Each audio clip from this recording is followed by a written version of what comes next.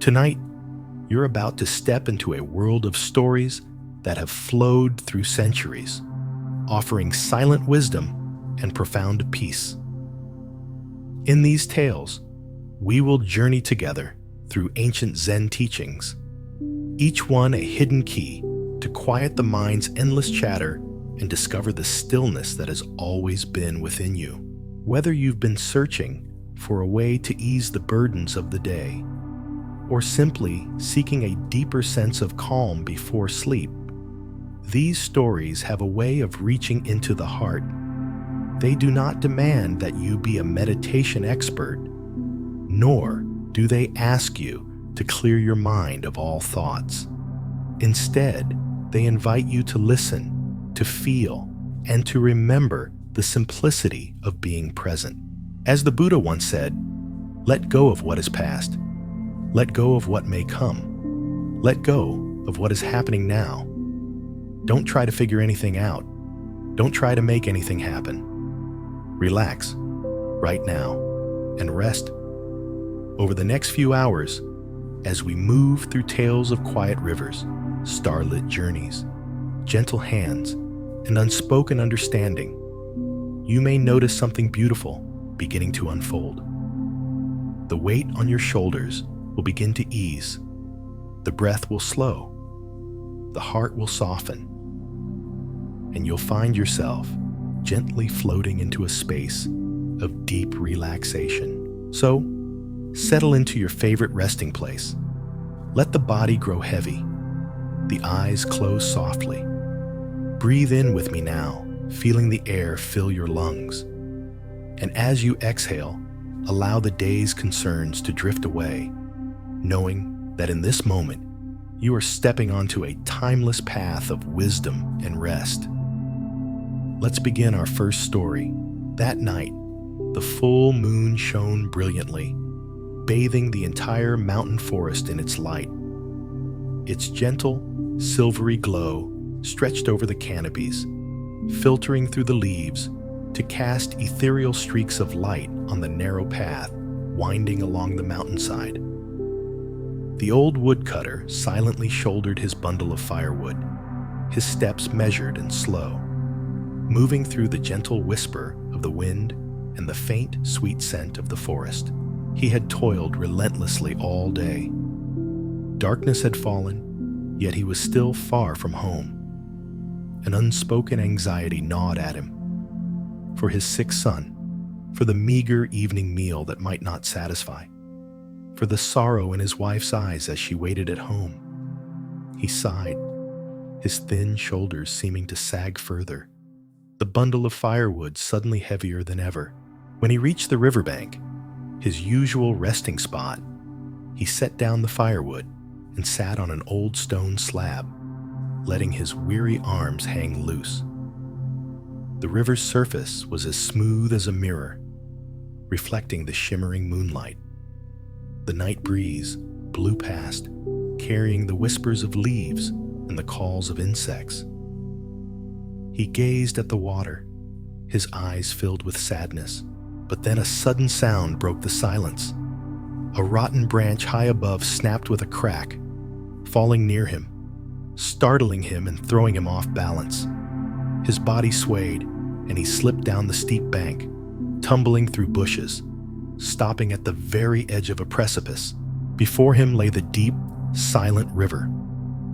Behind him was a sheer cliff, impossible to climb back up.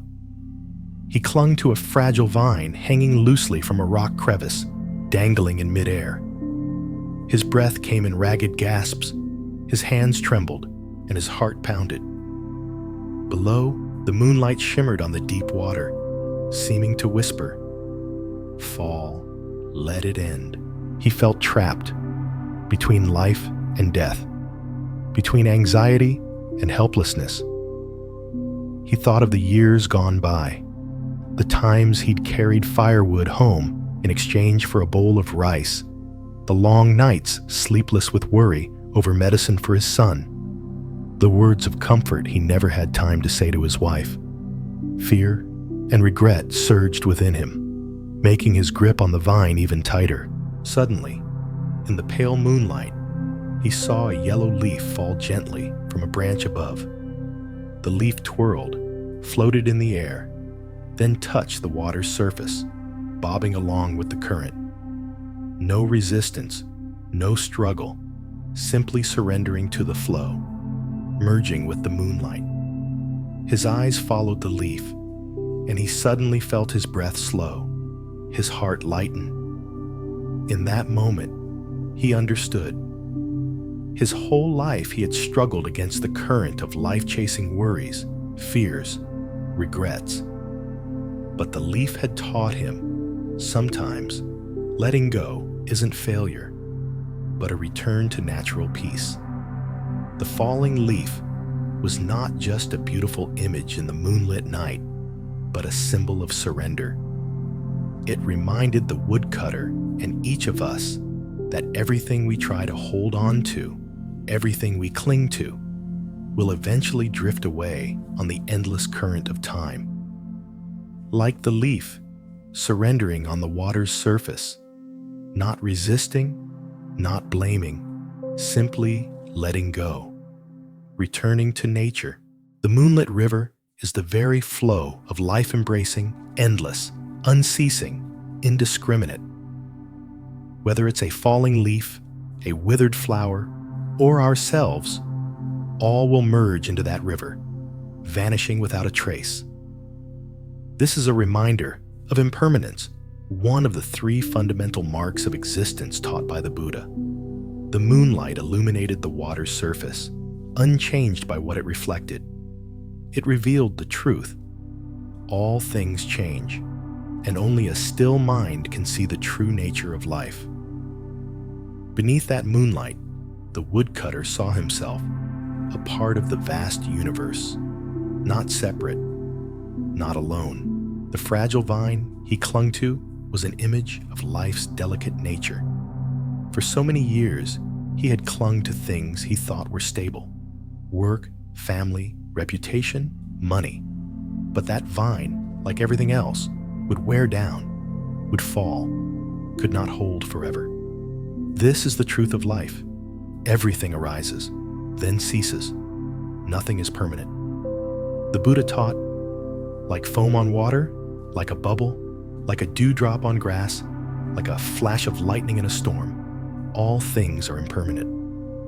Look at life with the eye of wisdom. Do not let yourself be swept away. Zen master Thich Nhat Hanh also reminds us, we are not separate islands.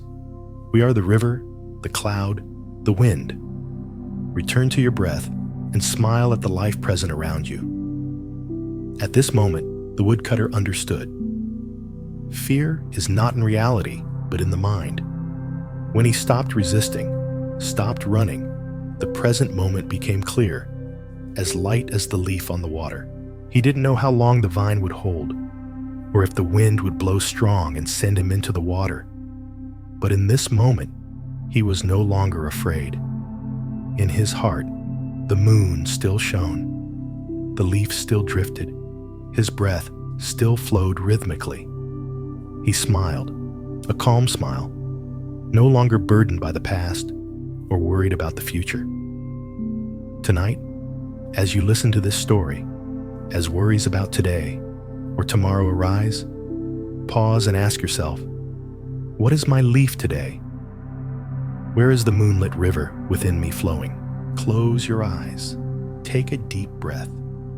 Feel the breath enter, the breath leave, like the very water flowing under the moonlight. Imagine you are sitting by that riverbank, the moonlight shining, and a leaf is gently drifting by. You don't need to do anything. No need to hold on. No need to resist. Just breathe, watch, and smile.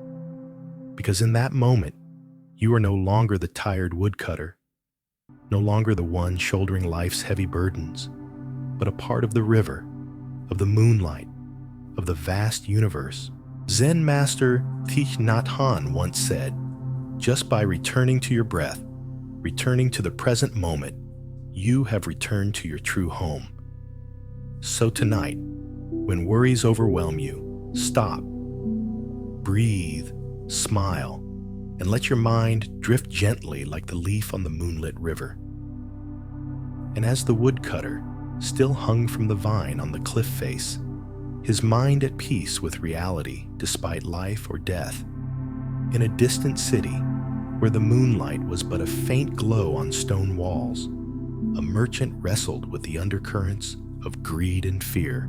His name was Malik, a medieval merchant whose hands held many shops of gold, silver, and fabrics in the city's busiest market. Malik had always believed that money could buy everything: respect, security, even happiness. But tonight, with the market closed and the clamor subsided, Malik sat alone in his room, filled with treasure chests, an empty coldness in his heart. Today, a major deal had collapsed. His partner had fled with the goods, debts mounted, and Malik was about to face an unavoidable downfall. He looked around the room, full of gold and silver, the light of the oil lamp casting a cold, lifeless sheen on the gold bars. Malik gasped for breath. His heart pounded, and a surge of fear rose within him. Not fear of losing money, but fear of losing all the meaning he had toiled to build in his life.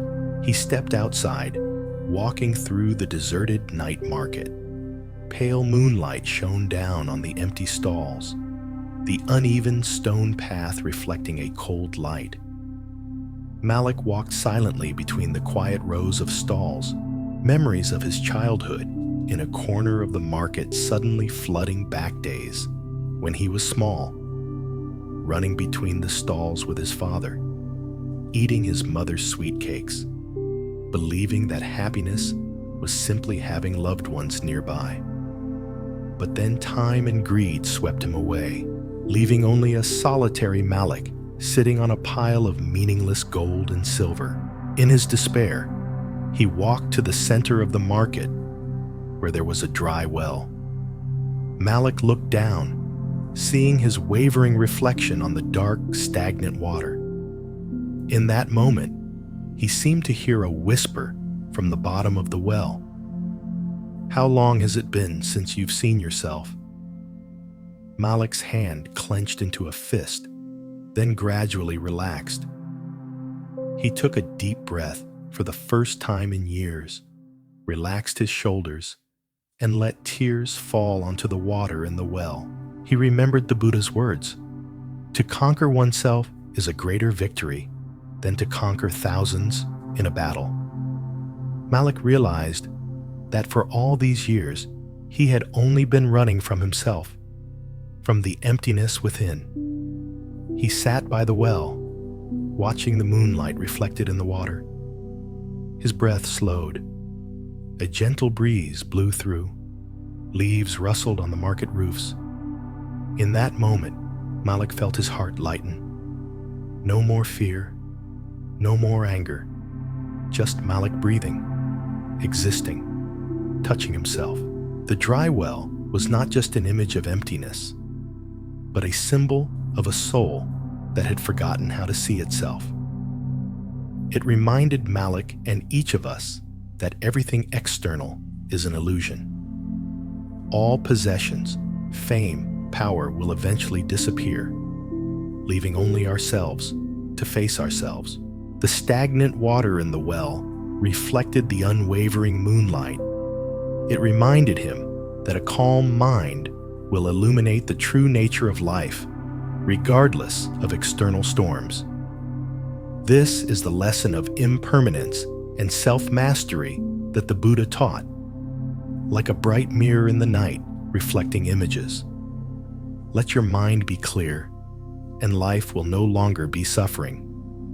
Zen master Suzuki Roshi also reminded, you don't really need to become someone else. You just need to be yourself, perfect in your imperfection. Malik understood that fear was not in losing gold, but in forgetting himself. When he stopped resisting, stopped running, his mind became clear, as light as the water in the well reflecting the moonlight. He didn't know if the deal could be salvaged tomorrow or if everything would collapse. But in this moment, he was no longer afraid. He closed his eyes, took a deep breath, and smiled, a peaceful smile. Tonight, as you listen to this story, as worries about today or tomorrow arise, pause and ask yourself, what dust has covered the mirror of my heart?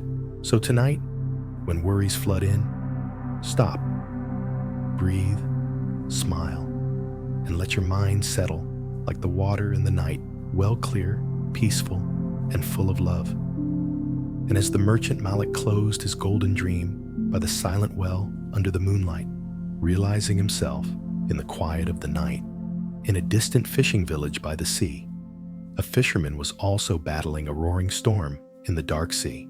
His name was Akira. His whole life was tied to the sea, rowing out since he was a skinny boy on the docks. Now, past middle age, he still made his living from the waves, still saw the sea as an intimate friend, a part of his very being. But tonight, the sea was not as gentle as usual. A storm had rolled in unexpectedly. Waves surged high, and the wind howled. Akira was swept far from shore when the sail of his small fishing boat broke in the squall. He tried to row, each desperate stroke in the thick darkness, the moon a mere smudge behind gray clouds. Sweat and salty seawater mingled on his weathered face. Each crashing wave tossed the boat violently, threatening to capsize it. Akira felt his heart pound, his chest tighten, his hands tremble. For a moment, he felt like a child lost in a storm, with nothing to hold on to. The storm swept through, breaking a side of the boat, and water poured in.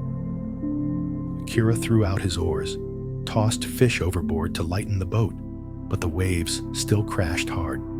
All efforts seemed futile. In a moment of despair, he looked up at the sky, screaming silently.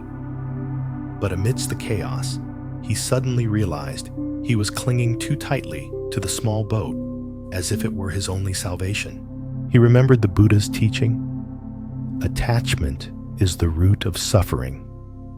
The storm didn't come to harm him, nor was the sea angry. It was all natural, only his heart refused to let go. Akira released his grip on the oar, closed his eyes.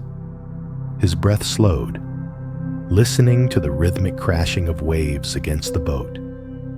In that moment, he clearly felt his own presence small amidst the vast sea, but no longer afraid. The waves still churned, but his mind had calmed. The night sea before Akira was not just a fierce natural scene, but a mirror reflecting his soul. Each wave crashing against the boat's side reminded him of impermanence, that all things change, nothing lasts forever. Akira realized that fear came not from the sea, but from his heart, from his attachment to the tiny boat in the vast ocean. Just as Malik looked into the well, Akira looked into the sea to see himself clearly. He remembered the Buddha's words. In all dharmas, there is nothing permanent. Seeing impermanence clearly, the mind will let go, no longer fearing, no longer suffering. The waves could rise, the boat could sink, but the moonlight on the sea would never be lost. Just as the calm mind within a person remains bright no matter how life changes. Zen Master Dogen once counseled, "There is nothing but the present moment. When you let go of all seeking, only pure existence remains." Akira understood. It wasn't the sea that was fierce, but he himself who had gotten lost in fear. When he let go of the oar, the waves no longer seemed frightening, the wind no longer hostile, only the vast sea, the silent moonlight, and his breath in rhythm with the waves. Akira didn't know if he would return to shore by morning, but in this moment, he had found profound peace. He sat on the side of the boat, closed his eyes, and smiled, the smile of one who had let go of fear. Let go of resistance, present only with the sea and the moon. Tonight, as you listen to this story, when anxieties and life's storms churn like fierce waves, ask yourself, what is the storm in my heart today? Can I let go of the oars? Stop resisting to find peace within myself? Close your eyes. Take a deep breath. Feel the breath enter, the breath leave, like sea waves lapping the shore. Imagine yourself sitting on a boat in the night sea, the moonlight shining, a gentle breeze blowing, and waves lapping around you. You don't need to do anything. No need to resist. No need to run. Just breathe. Just listen. Just smile. Because in that moment, you are no longer someone struggling through life, but a part of the sea, of the moonlight, of the eternal breath. Zen Master Dogen once said, "When you truly sit still, the entire universe sits still with you." So tonight, sit still, breathe deeply, smile, and let your mind calm like the flat sea surface under the moonlight. Let yourself return to who you are, peaceful, clear, and full of love. And as the fisherman Akira silently smiled amidst the night sea after the fierce storm, the moonlight illuminating the calm water. In a small village on a hillside, the potter Hana sat by her kiln, her thin hands trembling with fatigue. The small house was bathed in the flickering firelight, reflecting on the misshapen, cracked, and broken pottery scattered around. Tonight, Hana couldn't sleep. The new batch of pottery had just been ruined in the kiln. Each pot had collapsed under her hands, like her own lifelong dream bound to earth and fire. Whispers from the village echoed in her mind, cold and indifferent. Hana is old now. She can't do it anymore. She looked at her wrinkled hands, each callous like a mark of time. But now, her fingers trembled when she held the clay. An indescribable fear rose within her, fear of being depleted, fear of being useless, fear of being only a shadow of her former self. Hana had once believed that with persistence, with sweat poured beside the earthen kiln, everything would take shape, would be durable, would be beautiful. But tonight, she realized, everything she believed in was crumbling before her eyes. She collapsed before the kiln, letting the flames lick at her hot face. The wind whistled through the cracks in the door. Ashes crackled on the earthen floor. Her heart pounded erratically. Hana felt like a lost child in the world, with nothing to hold on to. In that moment, she burst into tears, tears mingling with dust and sweat, indistinguishable from tears of regret, tears of surrender.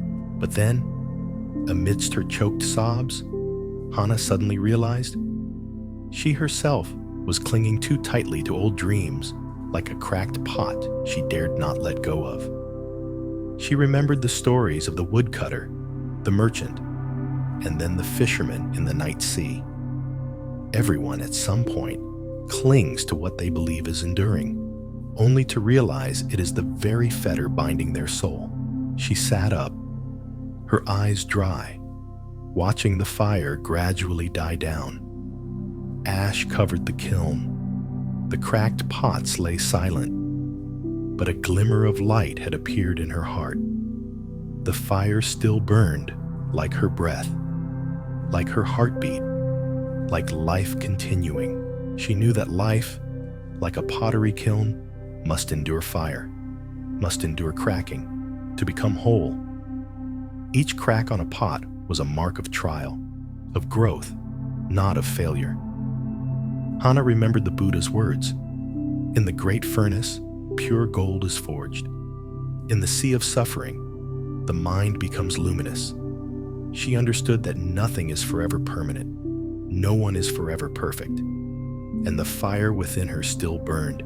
Despite all cracks, despite old age, despite gossip, she remembered the words of Zen Master Ryoken, The moon shines through the window, its light filling the floor. To whom does this light belong? Just as the fire did not belong to her, the pot belonged to no one, but was merely an expression of earth, of fire, of the breath of life. She didn't know if her hands could make other pots, or if the kiln would burn brightly again tomorrow. But in this moment, she had let go. No more fear, no more regret. Only presence, like the flickering fire, like a deep breath, like a calm heartbeat. Tonight, if you listen to this story, if you feel your life is like a cracked pot, ask yourself, can I look at these cracks with gratitude?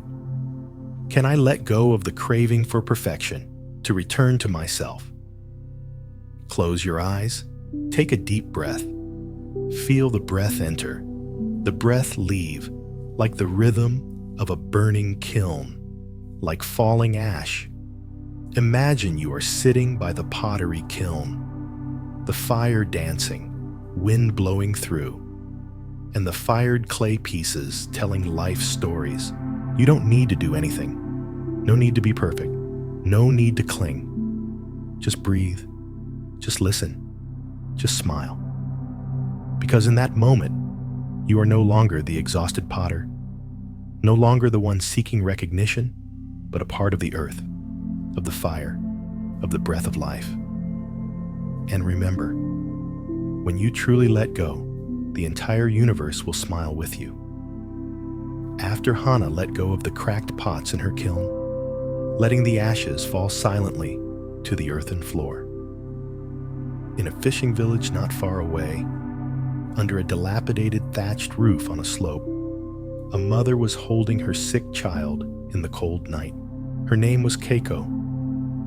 Her whole life, she had quietly raised 3 children with her thin hands, her back stooped with the years. Tonight, the wind blew through the cracks in the door, carrying a biting chill, the sound of dry bamboo tapping against the wooden walls, making her shiver. In her arms, her youngest child had a high fever, his body burning hot, but his hands ice cold. Keiko sat there, gently wiping his forehead, each weak breath of the child like a knife tearing at her chest. Pale moonlight shone through a crack in the door, illuminating the mother's gaunt face. She silently watched her child, her heart filled with anxiety, fear rising in waves. She was used to struggling with hardship, storms taking away her roof, failed harvests, her husband dying young, leaving 3 small children. But tonight, facing her child's fragile breath, she felt helpless. Her hands trembled as she lightly placed them on his small chest, feeling the faint heartbeat. Tears welled up, falling onto his cheek, mixing with hot sweat. The wind outside sounded like her own heart's cry, sobbing, writhing, finding no way out. Deep in the night, in the flickering darkness, Keiko suddenly realized that her fear came not from her child's fever, but from her own mind struggling in despair. Like the merchant Malik, who once looked down into the dark well reflecting his image, she saw she wasn't fighting against fate, but struggling with herself, with the desire to control, with the thought that she had to be strong, to shoulder everything. The moonlight cast a faint silvery glow over the mother and child. In that moment, a phrase echoed in her mind, like a whisper of the wind. The Buddha once taught, the tears of sentient beings are more numerous than the waters of the ocean, but each of those tears, if illuminated by wisdom, can become a drop of ambrosia. Keiko released her hands from her child's body, gently taking his small hand, feeling the faint warmth still there. Her rapid breaths suddenly slowed, became more even, like a calm sea after a storm. Fear gradually dissolved into her breath, leaving a fragile but profound peace. She could do no more at this moment. couldn't push back the fever immediately, couldn't change her circumstances, but she could be present, could give her child peace from her own surrender. As Zen master Shunryu Suzuki once said, "In the beginner's mind, there are many possibilities, but in the expert's, there are few." When Keiko let go of the desire to control, only pure love and deep presence remained. She bent down, whispering an old lullaby, her voice hoarse but still sweet. The child stirred slightly, his eyes half closed, his breathing more regular. Outside, the wind quieted, leaving only the moonlight shining on the threshold. Keiko didn't know if her child would recover, nor what tomorrow would bring. But in this moment, she had let go of fear, had released the invisible burden. She was just a mother, silently breathing with her child, singing with the moon, and being fully present. Tonight, as you listen to this story, when worries surround you, ask yourself, can I stop? Let go, to allow my breath to be free, to allow my heart to be at peace. Close your eyes, take a deep breath. Feel the breath enter, the breath leave, like the rhythm of life still flowing. Imagine you are sitting beside a loved one in a small room, moonlight shining, and in that moment, you don't need to do anything. Just breathe, just listen, just smile. And remember, when you stop running, stop shouldering, when you truly return to your breath, the entire universe will smile with you. In the small village nestled on the mountainside, where mist drifted lazily over thatched roofs each morning, lived a blacksmith named Soda.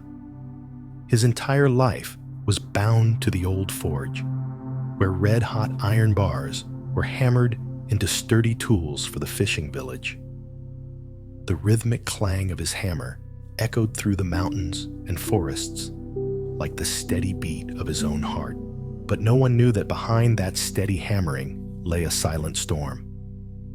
Many years ago, his only son, Hikaru, had left the village to pursue dreams of adventure with a merchant caravan.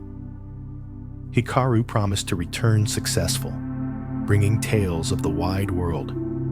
News of him had vanished. Sota didn't blame his son, but longing and worry had eroded his mind day by day. One winter afternoon, as the sun dipped behind the mountain peak, Sota heard a faint knock at the door. A gaunt stranger with disheveled hair and distant eyes handed him a small cloth bag and an old, worn letter. "I met your son on the trade route. He perished in a sandstorm. This is what he left behind." Sota took the letter, his hands trembling. In it, Hikaru wrote, "Father, I am still journeying, still finding nothing but dust, but I miss home. I miss the forge. I miss the sound of your hammer. I don't know when I'll return, but I understand that all journeys are ultimately to find the way back." That night, Sota sat alone by the extinguished forge, staring at the cold, dead coals. Pain, anger, regret, and longing surged like a roaring fire, consuming his very being. He collapsed to his knees, his shoulders shaking, his calloused hands too weak to hold a hammer. Choked sobs escaped him, mingling with the sound of the wind whistling through the thatched roof. Amidst the darkness, he suddenly saw a faint ember glowing in the ashes. The fire wasn't completely out, just waiting to be rekindled. Sota jolted awake, realizing he had been shouldering his pain like cold, dead iron, forgetting that he himself still had a flame to ignite. The Buddha once said, "Suffering is unavoidable, but within suffering lies the seed of understanding. If one knows how to look deeply, that seed will sprout." Sota understood that Hikaru hadn't brought him a glorious tale, but his very presence in every memory, every dream, was a precious gift. The forge was not just a place to create iron and steel. but a place to temper the soul, where each hammer blow was a breath, a step towards letting go. Zen. Master Bankei once said, "The mind is originally bright, only obscured by the dust of deluded thoughts. When you let go, the mind will naturally shine as it did before." Soda released his hand from the hammer's handle, gazing into the flickering flame. He realized he didn't need to extinguish the pain, only to learn to let that fire burn away the fear, leaving behind the ashes of peace. The next morning, he lit the forge. The flames roared to life, illuminating his weathered but serene face. He lifted the hammer, striking with a steady rhythm, no longer heavy as before, but light and firm. The sound of the hammer echoed in the quiet space, harmonizing with the birdsong in the trees and the sunlight filtering through the thatched roof. In Sota's heart, there was no longer an expectation for Hikaru to return, only gratitude for the fire of life and the love still burning in his heart. He didn't know what tomorrow would bring, nor if his hands had the strength to forge many more iron bars. But in this moment, he had let go, had returned to himself, to the fire, to his breath. Tonight, if you listen to this story, when loss makes you feel like collapsing, ask yourself, can I let go of the pain to allow the fire within my heart to be rekindled? Close your eyes. Take a deep breath. Feel the breath enter, the breath leave, like the gentle echo of a hammer. Imagine yourself sitting by the forge, the fire dancing, ashes slowly settling. No need to do anything. No need to run. Just breathe. Just listen. Just smile. When you let go, the fire will illuminate, the mind will quiet, and life will become beautiful from the very ashes of what was lost. Ethan was once a legendary track athlete in the city. Hailed as the uncatchable wind, he had pushed beyond all physical limits to achieve victory. But that glory came to a halt after a fateful fall on the track. A knee injury robbed Ethan not only of his career, but also of his belief in himself. From that day on, he confined himself to his small apartment in the bustling city. On quiet mornings, Ethan would look through the dusty window pane, watching people jog leisurely on the street. He no longer stepped outside, no longer heard the cheers, only the ticking clock and his own tired breath. One morning, for reasons he couldn't explain, Ethan put on his jacket and went out. Not to run, but just to walk around the old park where he used to train. The park, in early spring, was filled with birdsong and the scent of fresh grass. Green canopies bathed in soft light, and the lake's surface rippled, reflecting the clear blue sky. Ethan dragged his feet along the path bordering the lake, his mind still heavy with images of failure, pain, and unending regret. He stopped at a wide grassy area where a little boy was trying to fly a small paper kite.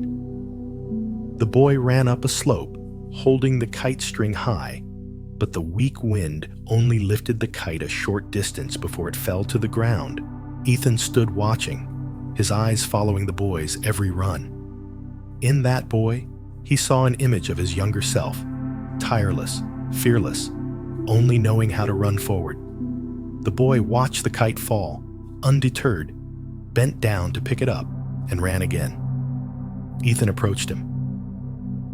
"Need some help?" His voice was hoarse from long disuse. The boy looked up, beaming. "I just need you to run with me." They ran together.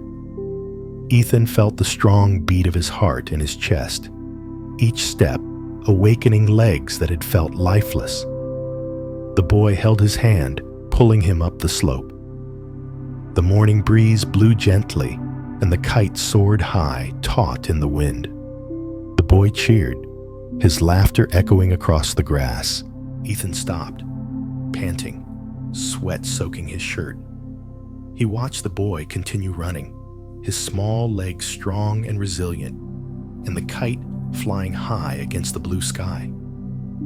In that moment, Ethan suddenly felt his heart lighten. He no longer thought about his injured leg, no longer dwelled on what he had lost. He was just a man watching a kite fly high, listening to a child's laughter, feeling the wind in his hair and the early morning sun. Buddhist philosophy says, life is impermanent.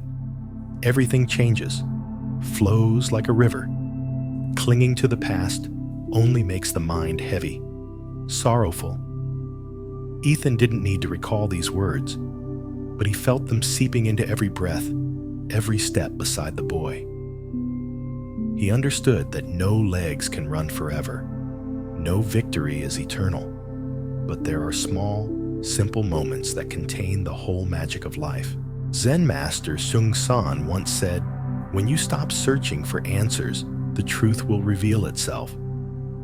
Ethan no longer asked why he failed, why he lost his passion. He just sat quietly on the grass, closed his eyes, listening to the kite flying, the wind blowing, the boy's laughter mingling with his own breath. The sun rose higher, casting golden light on the lake. The boy ran towards Ethan, his cheeks flushed, holding the kite. "Thanks for running with me, mister. I believe if you run long enough, the wind will come." Ethan nodded slightly, his eyes softening. He didn't know how far his legs could carry him, didn't know what tomorrow would bring. But in this moment, he was no longer afraid. In his heart, a door had opened, not to return to the past, not to seek victory, but to embrace the present with all its simplicity and completeness. That morning, Ethan left the park, unhurried, unburdened. He breathed in the fresh air, listened to the birds, felt each footstep touch the ground. In his heart, the kite still flew high against the sky. Tonight, if you listen to this story, when the burdens of the past make you falter, ask yourself, can I stop, breathe deeply, let go, and see the kite in my own heart? Close your eyes, take a deep breath. Feel the breath enter, the breath leave, like a gentle breeze sweeping across a grassy field. Imagine yourself standing in a vast open space, watching a paper kite fly high against the blue sky. And in that moment, you don't need to do anything. Just breathe. Just listen. Just smile. Because when you let go, the wind will come, the kite will fly, and your heart will open like the sky above. As Ethan walked out of the park that morning, leaving the paper kite and the child's smile behind him, in a suburb a few miles away, where vast fields stretched wide, a woman named Grace sat by a wheat field, silently gazing at the horizon. Grace had been an elementary school teacher, loving her profession, loving children, loving the bright sunny mornings in her small classroom. But after a painful event losing her little daughter in an accident, Grace's world shattered. She quit her job, moved to her maternal hometown, and lived quietly amidst the wheat fields and the vast sky. Today, Grace sat by the edge of the field, where golden wheat stalks swayed in the wind, listening to the gentle rustling. She held a small sprig of weed in her hand, gently breaking off each leaf. Her heart wrung with memories of her daughter's laughter, her small hand clutching hers, her round eyes full of curiosity about the world. A strong gust of wind suddenly swept by, carrying tiny wildflowers into the air, as if taking Grace's sorrow far away. She looked up, seeing white clouds drifting lazily in the high sky, sunlight piercing through to create brilliant rays, shining down on the golden wheat field. Buddhist philosophy once said, "Everything is impermanent.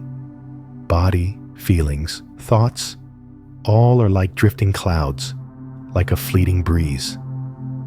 Grace didn't repeat those words, but she felt them seeping into every breath, every speck of sunlight on her skin. She understood that nothing can be held forever. No one can hold back time. She stood up, walking along the small dirt path running through the field, her feet slowly touching the earth. Each step seemed to sink into the soft ground, carrying her pain, leaving faint traces that then disappeared.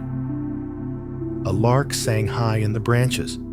The wind played with her loose hair. In the distance, Grace saw an old man sitting by a small river, mending a net. His face was kind, his veined hands nimbly mending the torn meshes. Grace approached, greeted him softly, and the old man looked up, smiling, with eyes deeply creased with wrinkles. The Buddha once taught, clinging is the root of suffering. Letting go is the door to peace. Grace didn't need to recall those words, but she felt them through the sprig of weed in her hand, through the old man's eyes, through the rustling wheat and the wind blowing across the field. She sat down by the riverbank, watching small fish swim in the clear water. Beside her, the old man's gentle voice still echoed. Pain cannot disappear, but it can dissolve into the wind, into the river, into the earth, so that when you look back, it's no longer as heavy as before. Grace closed her eyes, listening to the wind, the water, the wheat. She didn't know what she would do tomorrow, didn't know if her longing for her daughter would lessen. But in this moment, she let her heart breathe, let tears fall unconstrained, let the sunlight dry her hair and warm her heart. Tonight, as you listen to this story, if pain makes you feel you cannot go on, ask yourself, can I let it dissolve into the wind? Let my heart breathe. Let the sunlight warm my heart. Close your eyes. Take a deep breath. Feel the breath enter, the breath leave, like waves lapping the shore, like wheat rustling in the wind. Imagine yourself sitting in a golden wheat field, looking at the blue sky, hearing the wind blow, and feeling your heart open, lightened. Because when you let go, the wind will blow, the wheat will sing, and your heart will be as vast as the endless field stretching to the horizon. David was once an excellent baker in a small town on a hillside. His shop was always bustling, not just because of the delicious bread, but also due to his dedication and care in every batch. Every early morning, while the town was still asleep, David would wake up, light the oven, knead the dough, and meticulously watch the fire. But then, that meticulousness gradually turned into an obsession. Just one burnt loaf, one imperfectly risen cake was enough to torment him all day. He feared the customers' eyes, the whispers of passers-by, even his own disappointment. Slowly, the joy of baking disappeared, leaving only the heavy pressure on his shoulders. Every night, David sat by the empty oven, watching the fire die down, wondering, what have I lost? He remembered his first days learning to bake, when flour covered his hands, when the first batch burned, but still made him laugh out loud, when the aroma from the small kitchen oven woke the whole street with joy. Now, no matter how perfect the bread, he never felt it was enough. One morning, as David was busy preparing dough, a little boy knocked on the shop door. In his hand, he held an old piece of bread David had once given him. The boy looked up at him, his smile innocent. "Mister, this bread is a little hard, but I like it very much. It's delicious because you made it." David stared at the boy, his hands still kneading the dough. A memory suddenly flooded back, the day he had hurriedly baked an imperfect batch, intending to throw it away, but instead gave it to the boy standing outside the shop, his eyes full of longing. David thought that bread was nothing special, but to the boy, it was a priceless gift. All that day, David couldn't stop thinking about those words. He looked at the batches coming out of the oven, wondering, is someone waiting for my bread, even if it's not perfect? Am I forcing myself to chase perfection, forgetting the initial joy? The next morning, David decided to bake differently. He was no longer rushed, no longer worried about every small detail. He felt each knead of the dough, the warmth from the oven, the spreading aroma. The loaves were still not perfect, some slightly burnt, some unevenly risen, but he felt lighthearted. He smiled, remembering the boy with the old bread. That afternoon, David packed a few loaves and visited an old woman living at the end of the street. She used to be a regular customer, but had recently become too weak to come to the shop. He gave her the bread, saying softly, "Ma'am, today's bread isn't perfect, but it was made with all my heart." The old woman took the loaf, her kind smile blooming. "It doesn't need to be perfect, son, as long as it's your bread." David stood silently in the fading daylight, hearing the wind blow over the rooftops, feeling the aroma of bread diffuse. He suddenly understood that happiness wasn't about making the perfect loaf, but about finding meaning in every small, action-needing dough with a full heart, lighting the oven with patience, gifting a loaf with simple joy. The Buddha's philosophy resonated in his heart. Happiness is not a destination, but found in every step, every action, every breath. Happiness isn't in achieving perfection, but in how we live each moment. In the sincerity of our hearts, David no longer feared others' judgmental eyes, no longer obsessed over burnt loaves. He was just a baker, enjoying every breath, every aroma, every smile given. That evening, David sat by the extinguished oven, sipping warm tea, looking out at the empty street. He was no longer concerned about tomorrow, whether the bread would be perfect, whether customers would be satisfied, only feeling the peace in his heart.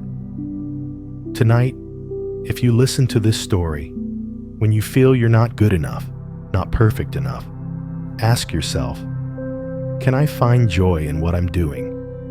Even if it's not perfect, close your eyes, take a deep breath. Feel the breath enter, the breath leave, like the aroma of freshly baked bread filling the space. Imagine you are kneading dough with your bare hands, feeling each knead, the warmth of the dough, and in that moment, you don't need to be anyone else, don't need to do anything else. Just breathe, just feel, just smile. Because happiness is not in perfection, but in how we live fully in the moment, with our work, with those around us. In a small village, nestled in a green valley, lived a young woman named Emily, renowned throughout the region for her skillful hands and the soft, intricate fabrics she wove. Emily's loom not only created textiles, but also wove hope for her small family. Her parents were old and frail, and all household expenses depended on the income from her small weaving workshop. For many years, Emily had toiled at her loom, patiently weaving each thread, meticulously arranging each pattern to create the most perfect fabrics. She had been praised by the workshop owner in front of everyone. Her fabrics were sought after by customers at the market fair. But then, a single oversight, a misplaced thread, a distorted pattern led to a public scolding from the workshop owner, who called it a stain on the workshop's reputation. That criticism cut deep into Emily's self-esteem like a knife.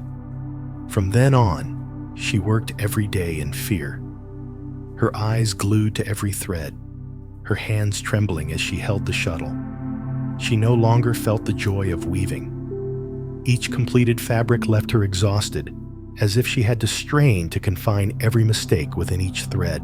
One early morning, Emily sat at her loom in her small room. Pale sunlight shone through the window, but her heart was heavy. The fabric before her was just begun, but the threads were already tangled, not following her intent. She sighed, wanting to give up, wanting to throw the shuttle to the ground. Just then, her elderly neighbor, once the best weaver in the village, walked in.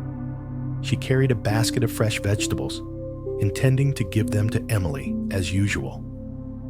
Seeing the girl sitting motionless, she put the basket down and approached the loom. "What's making you so sad?" she asked gently. Emily told her about the mistake on the previous fabric, about her fear of being reprimanded by the owner, about her disappointment in herself. The old woman listened silently, then took a vibrant red thread from her pocket and handed it to Emily. "Weave this thread into your fabric," she said. Emily looked at the red thread, hesitating. "But it will ruin the pattern." The old woman smiled, her eyes kind. "Then let it show clearly. Don't try to hide it. Don't think the fabric must be perfect. Let it be part of the picture." After a long hesitation, Emily finally took the red thread, threaded it through the shuttle, and wove it into the unfinished fabric. At first, her hands still trembled, but then the red threads appeared on the fabric, like a stream meandering through a green field. The fabric no longer followed the old pattern, but it had a unique, lively beauty. Buddhist philosophy once said, "In every moment, mindfulness can open the door to freedom." Just by letting go of thoughts of right and wrong, ugly and beautiful, perfect or imperfect, you will see the true beauty of the present. Emily didn't need to repeat that, but she felt it through each red thread, each rhythm of the loom, each slow breath in her chest. The next day, upon finishing the fabric, Emily didn't hide the red thread. She brought it to the workshop, placed it before the owner. People around looked and whispered. The workshop owner looked at the fabric for a long time, his brow furrowed. Emily stood still, offering no excuses, showing no fear. Finally, the workshop owner spoke slowly. "This fabric doesn't follow the pattern, but it has its own character. It's more vibrant and attractive than even the perfect ones." Emily bowed her head, replying softly, "It's a fabric woven with all my heart." From that day on, she no longer feared small mistakes. Each day, she wove with attentiveness, letting each thread, whether straight or crooked, blend into the fabric as a natural part of it. The joy of work returned. Each fabric she wove was no longer just a product, but a story, her very soul. The Buddha taught, live as if every moment is a Dharma gate. Every breath, every step, every action can be a door leading to enlightenment. Emily was no longer the trembling girl at the loom, but an artisan who found freedom in every weave, in every breath.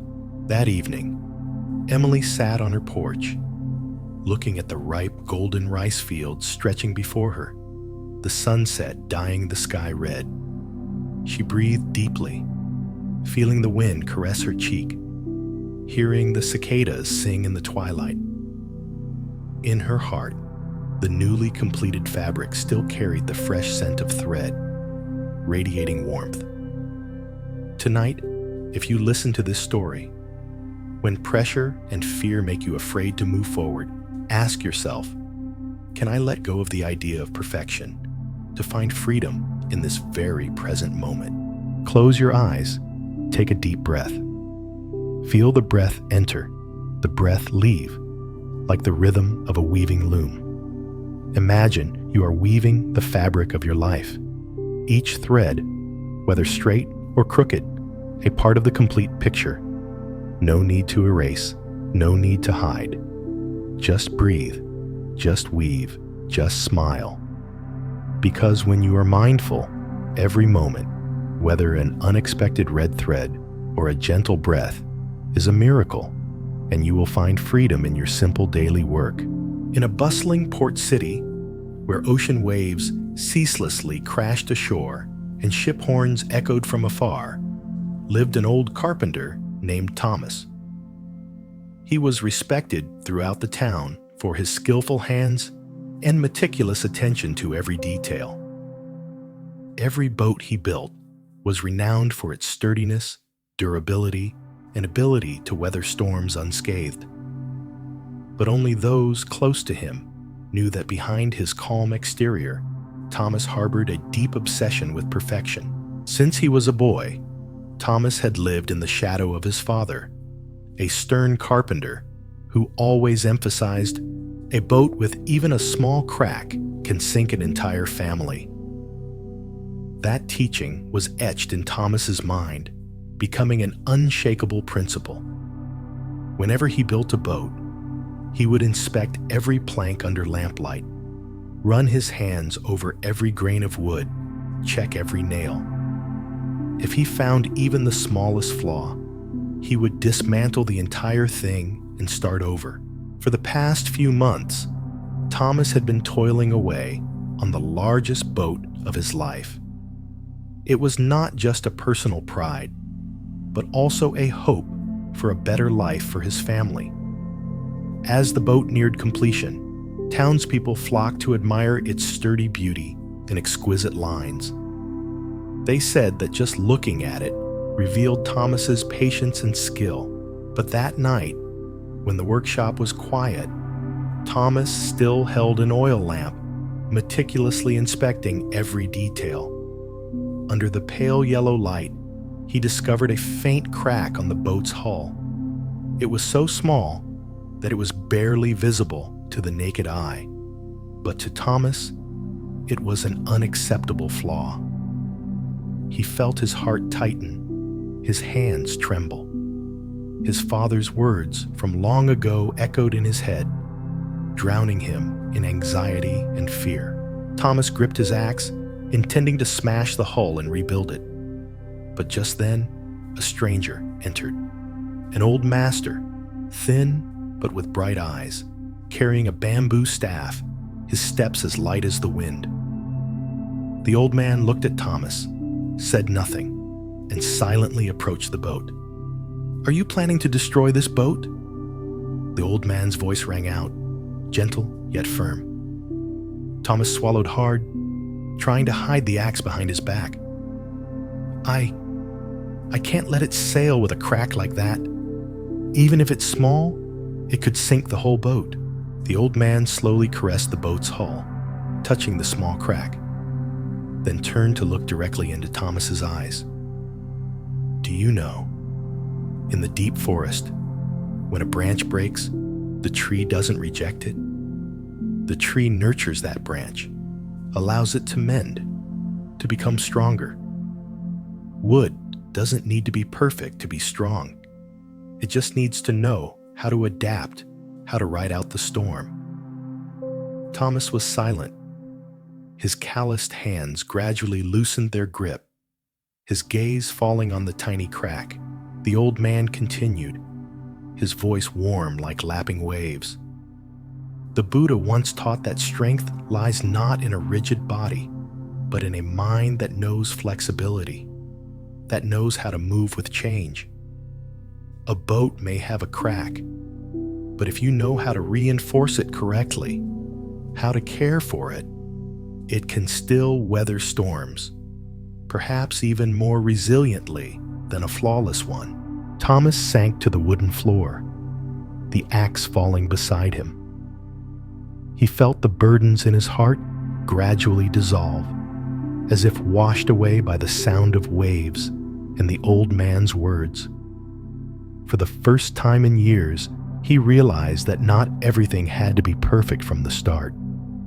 that a crack wasn't a weakness, but an opportunity to learn flexibility, adaptation, and growth. The next morning, Thomas didn't destroy the boat. He carefully reinforced the hull, adding a sturdy layer of wood around the crack, meticulously applying pine resin, making it not only durable, but also more beautiful. When the boat was launched, it glided smoothly and steadily over the waves. The port townspeople cheered, but only Thomas understood that it wasn't just a boat, but a profound lesson in inner strength, in resilient softness, in the ability to journey with challenges. That evening, Thomas sat by the harbor, watching the moonlight shatter on the sea's surface, feeling the salty breeze blow through his hair. He closed his eyes, took a deep breath, and found his heart no longer heavy as before. He understood that he couldn't control everything, but he could learn to adapt, to turn challenges into strength. Tonight, if you listen to this story, when you feel you're straining for perfection, to control everything, ask yourself, can I learn to journey with imperfection? To turn it into strength? Close your eyes. Take a deep breath. Feel the breath enter, the breath leave, like the sea breeze gently brushing your face. Imagine you are sitting by the seashore, watching a boat with full sails heading out to sea. No need to fight the wind. No need to destroy every small flaw. Just breathe. Just observe. Just trust. Because true strength lies not in perfection, but in the ability to journey with challenges, transforming them into inner power, like bamboo bending before the storm, like a boat gliding on moonlit waves. On the outskirts of a quaint old town, a small garden lay nestled by a stream. In that garden lived a woman named Margaret, a talented floral artist, famous throughout the region for her exquisite and creative arrangements. Whenever the flower festival took place, everyone eagerly awaited to behold her floral creations, where color, fragrance, and meaning blended into masterpieces. But few knew that behind those vibrant flowers, Margaret lived in solitude and stagnation. She once had a husband, an artist, with whom she built this dream garden. But a sudden illness took him away, leaving Margaret alone with an endless emptiness. From that day on, she no longer felt joy in arranging flowers. Every arrangement she made was imbued with an invisible sorrow, though outwardly still resplendent.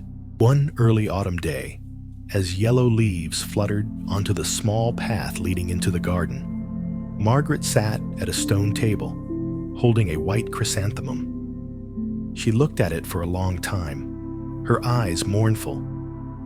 A strange man, tall and thin, his hair flecked with silver, his eyes deep-walked past the garden gate.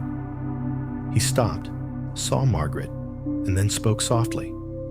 "Those flowers are beautiful, but why do you look so sad?" Margaret started, looking up at him.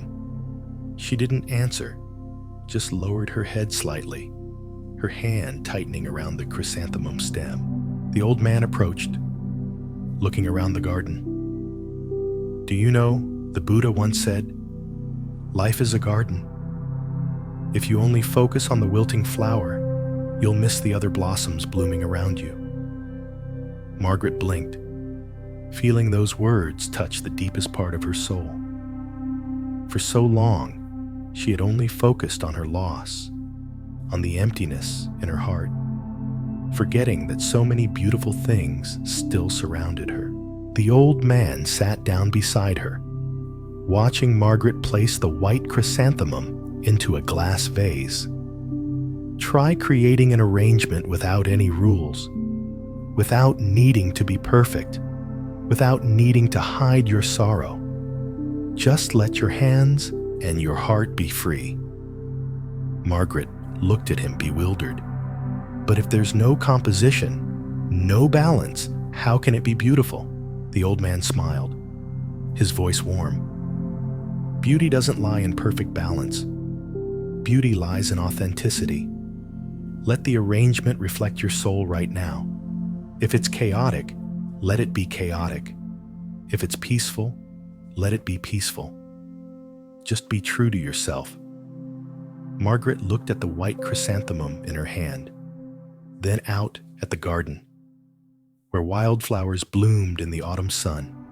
Yellow leaves danced in the wind, and sparkling sunlight filtered through the leaves. She took a deep breath. For the first time in months, her hands no longer trembled as she arranged the flowers. She began placing the white chrysanthemum into the glass vase, then added a few messy ferns, some wildflowers picked from the roadside. The arrangement followed no composition, was asymmetrical, unpolished, but it had a strange vitality, natural, free, full of emotion.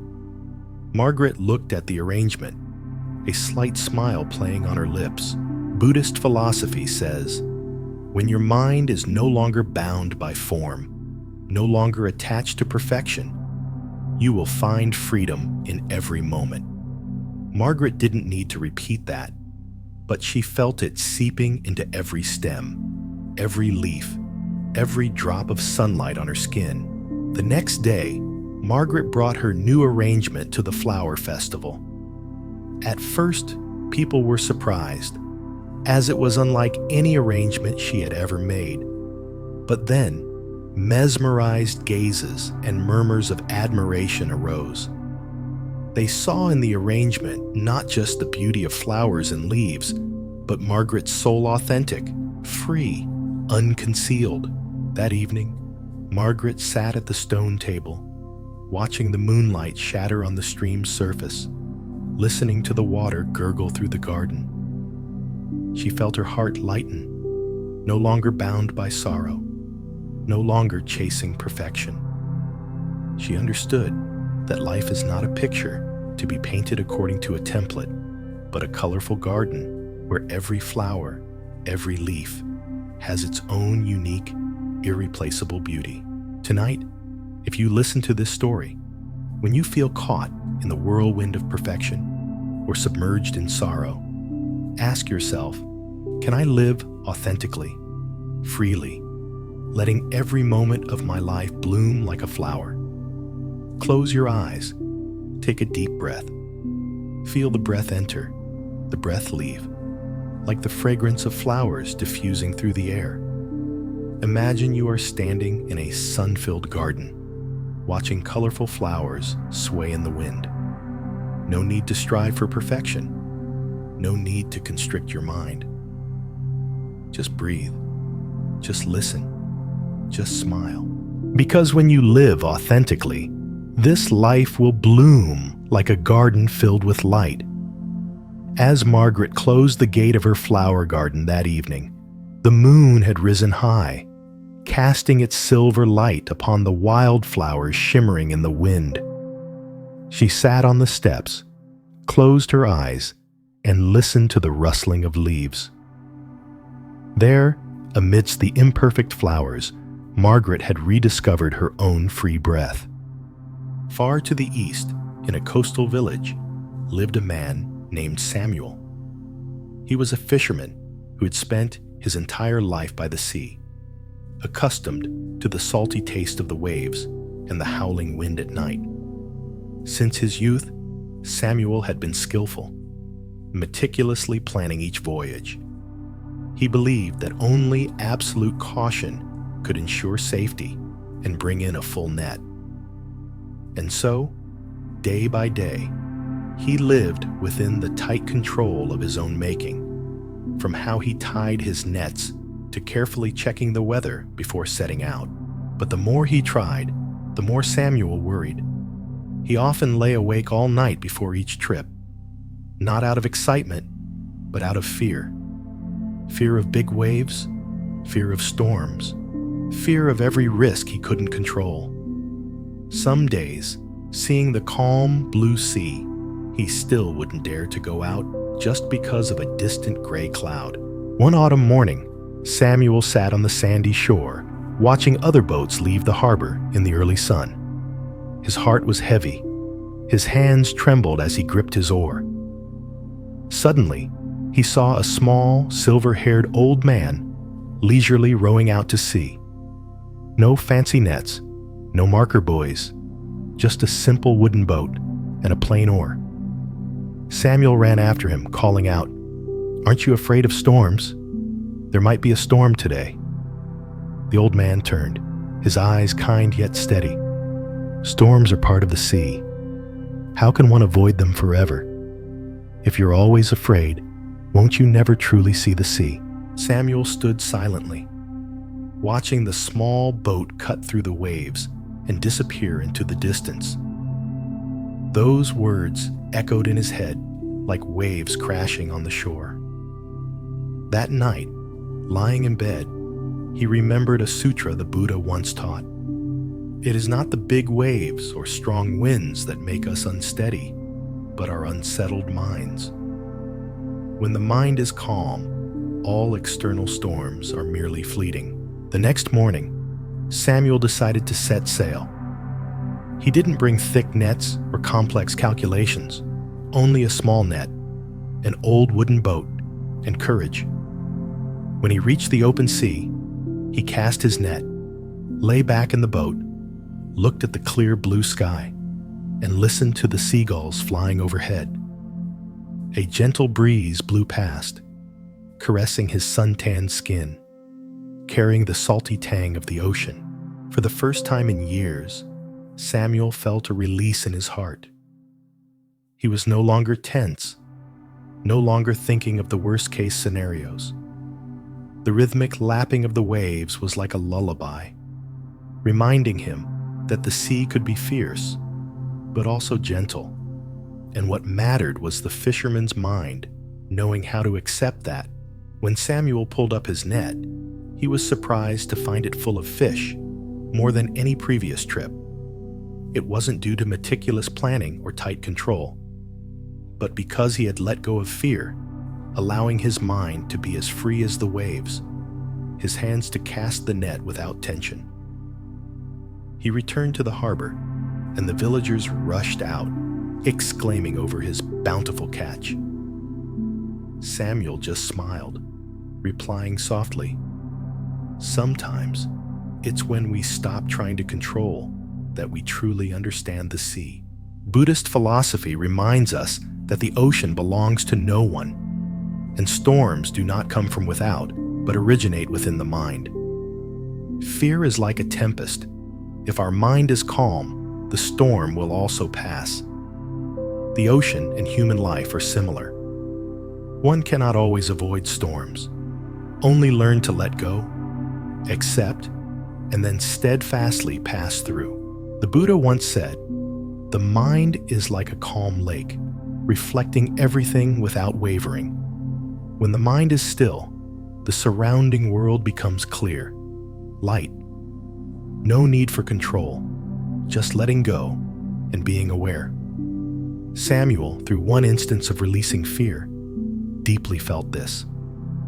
That evening, Samuel sat by the seashore, watching the golden moonlight stretch across the water. He was no longer driven by anxiety, no longer submerged in fear. He understood that freedom was not about controlling everything, but about letting the mind be as open as the vast sea.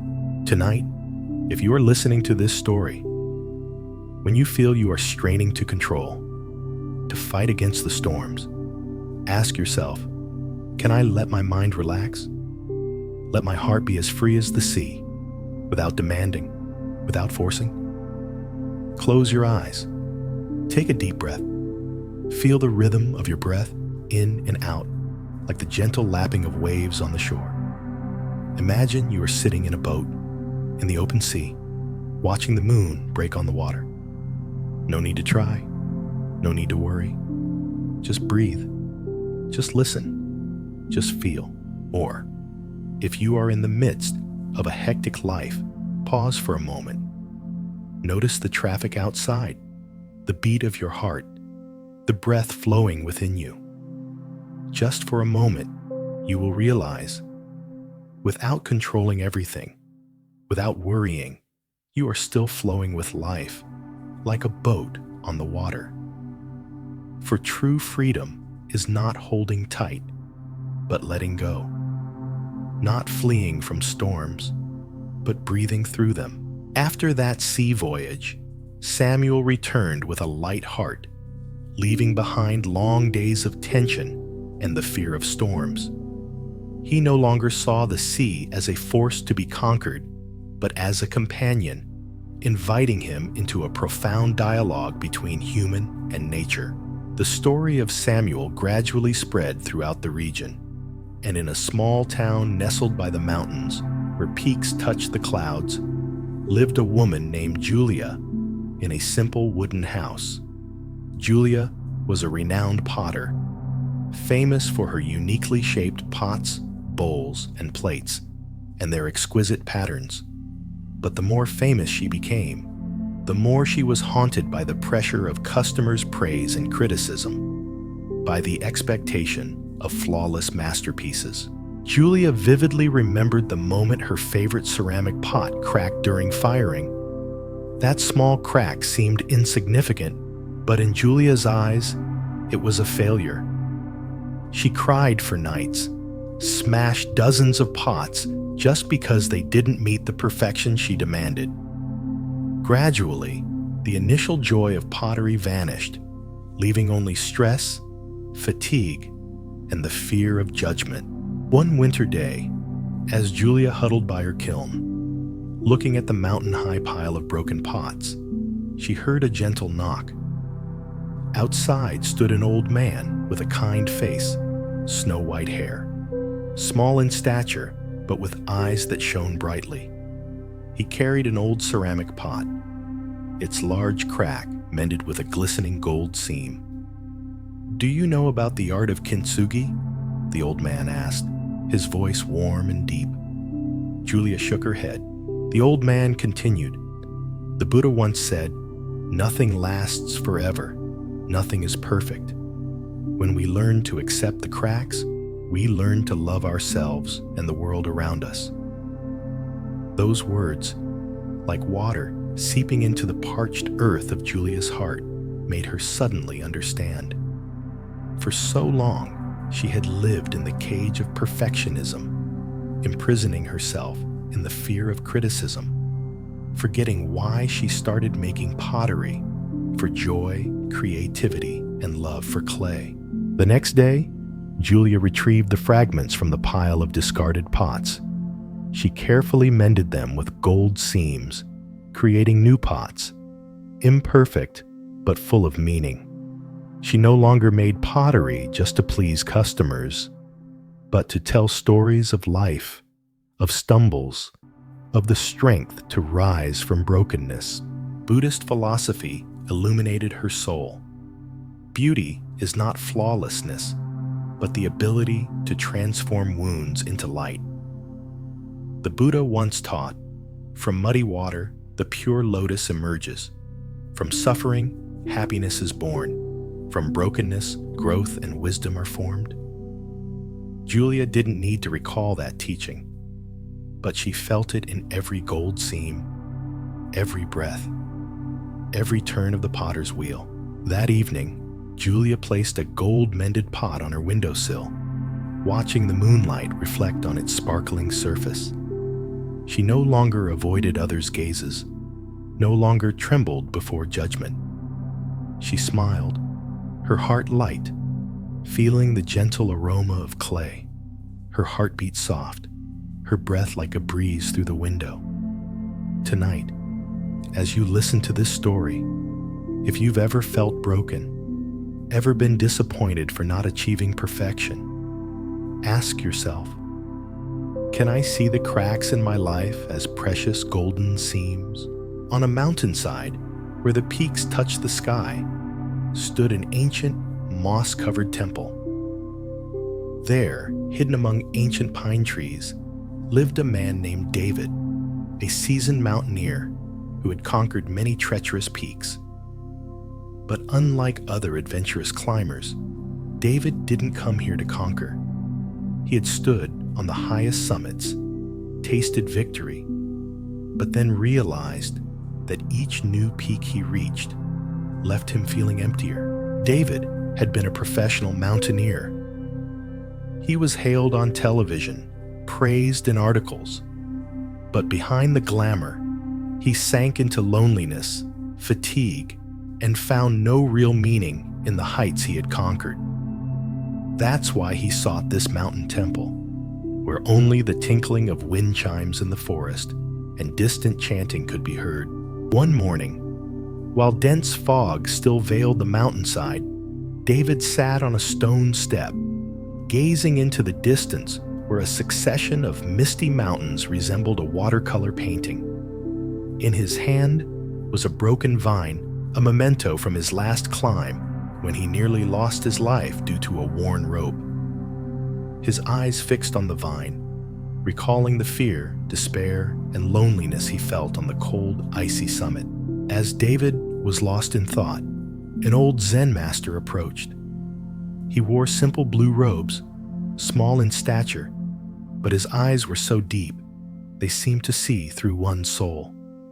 He sat beside David, silent for a long while, then gently said, "You've climbed many peaks, but have you seen the sunrise on the mountain?" David was flustered. "I've seen the sunrise from the highest peak, but I felt nothing, only cold and emptiness." The Zen master smiled, his eyes twinkling. The Buddha once taught, "It's not the mountain that brings happiness to the climber, but the peaceful mind in every step." The summit is not where happiness resides, but the path leading to it. David bowed his head, his heart heavy. He understood that for so long he had only looked towards the peak, forgetting the value of each step, each breath, each heartbeat on the journey. The next day, David decided to walk down the mountain, unhurried, without thinking of a destination. He stopped to admire dewdrops glistening on leaves, listened to birdsong echoing through the forest, and smelled the faint fragrance of wildflowers in the wind.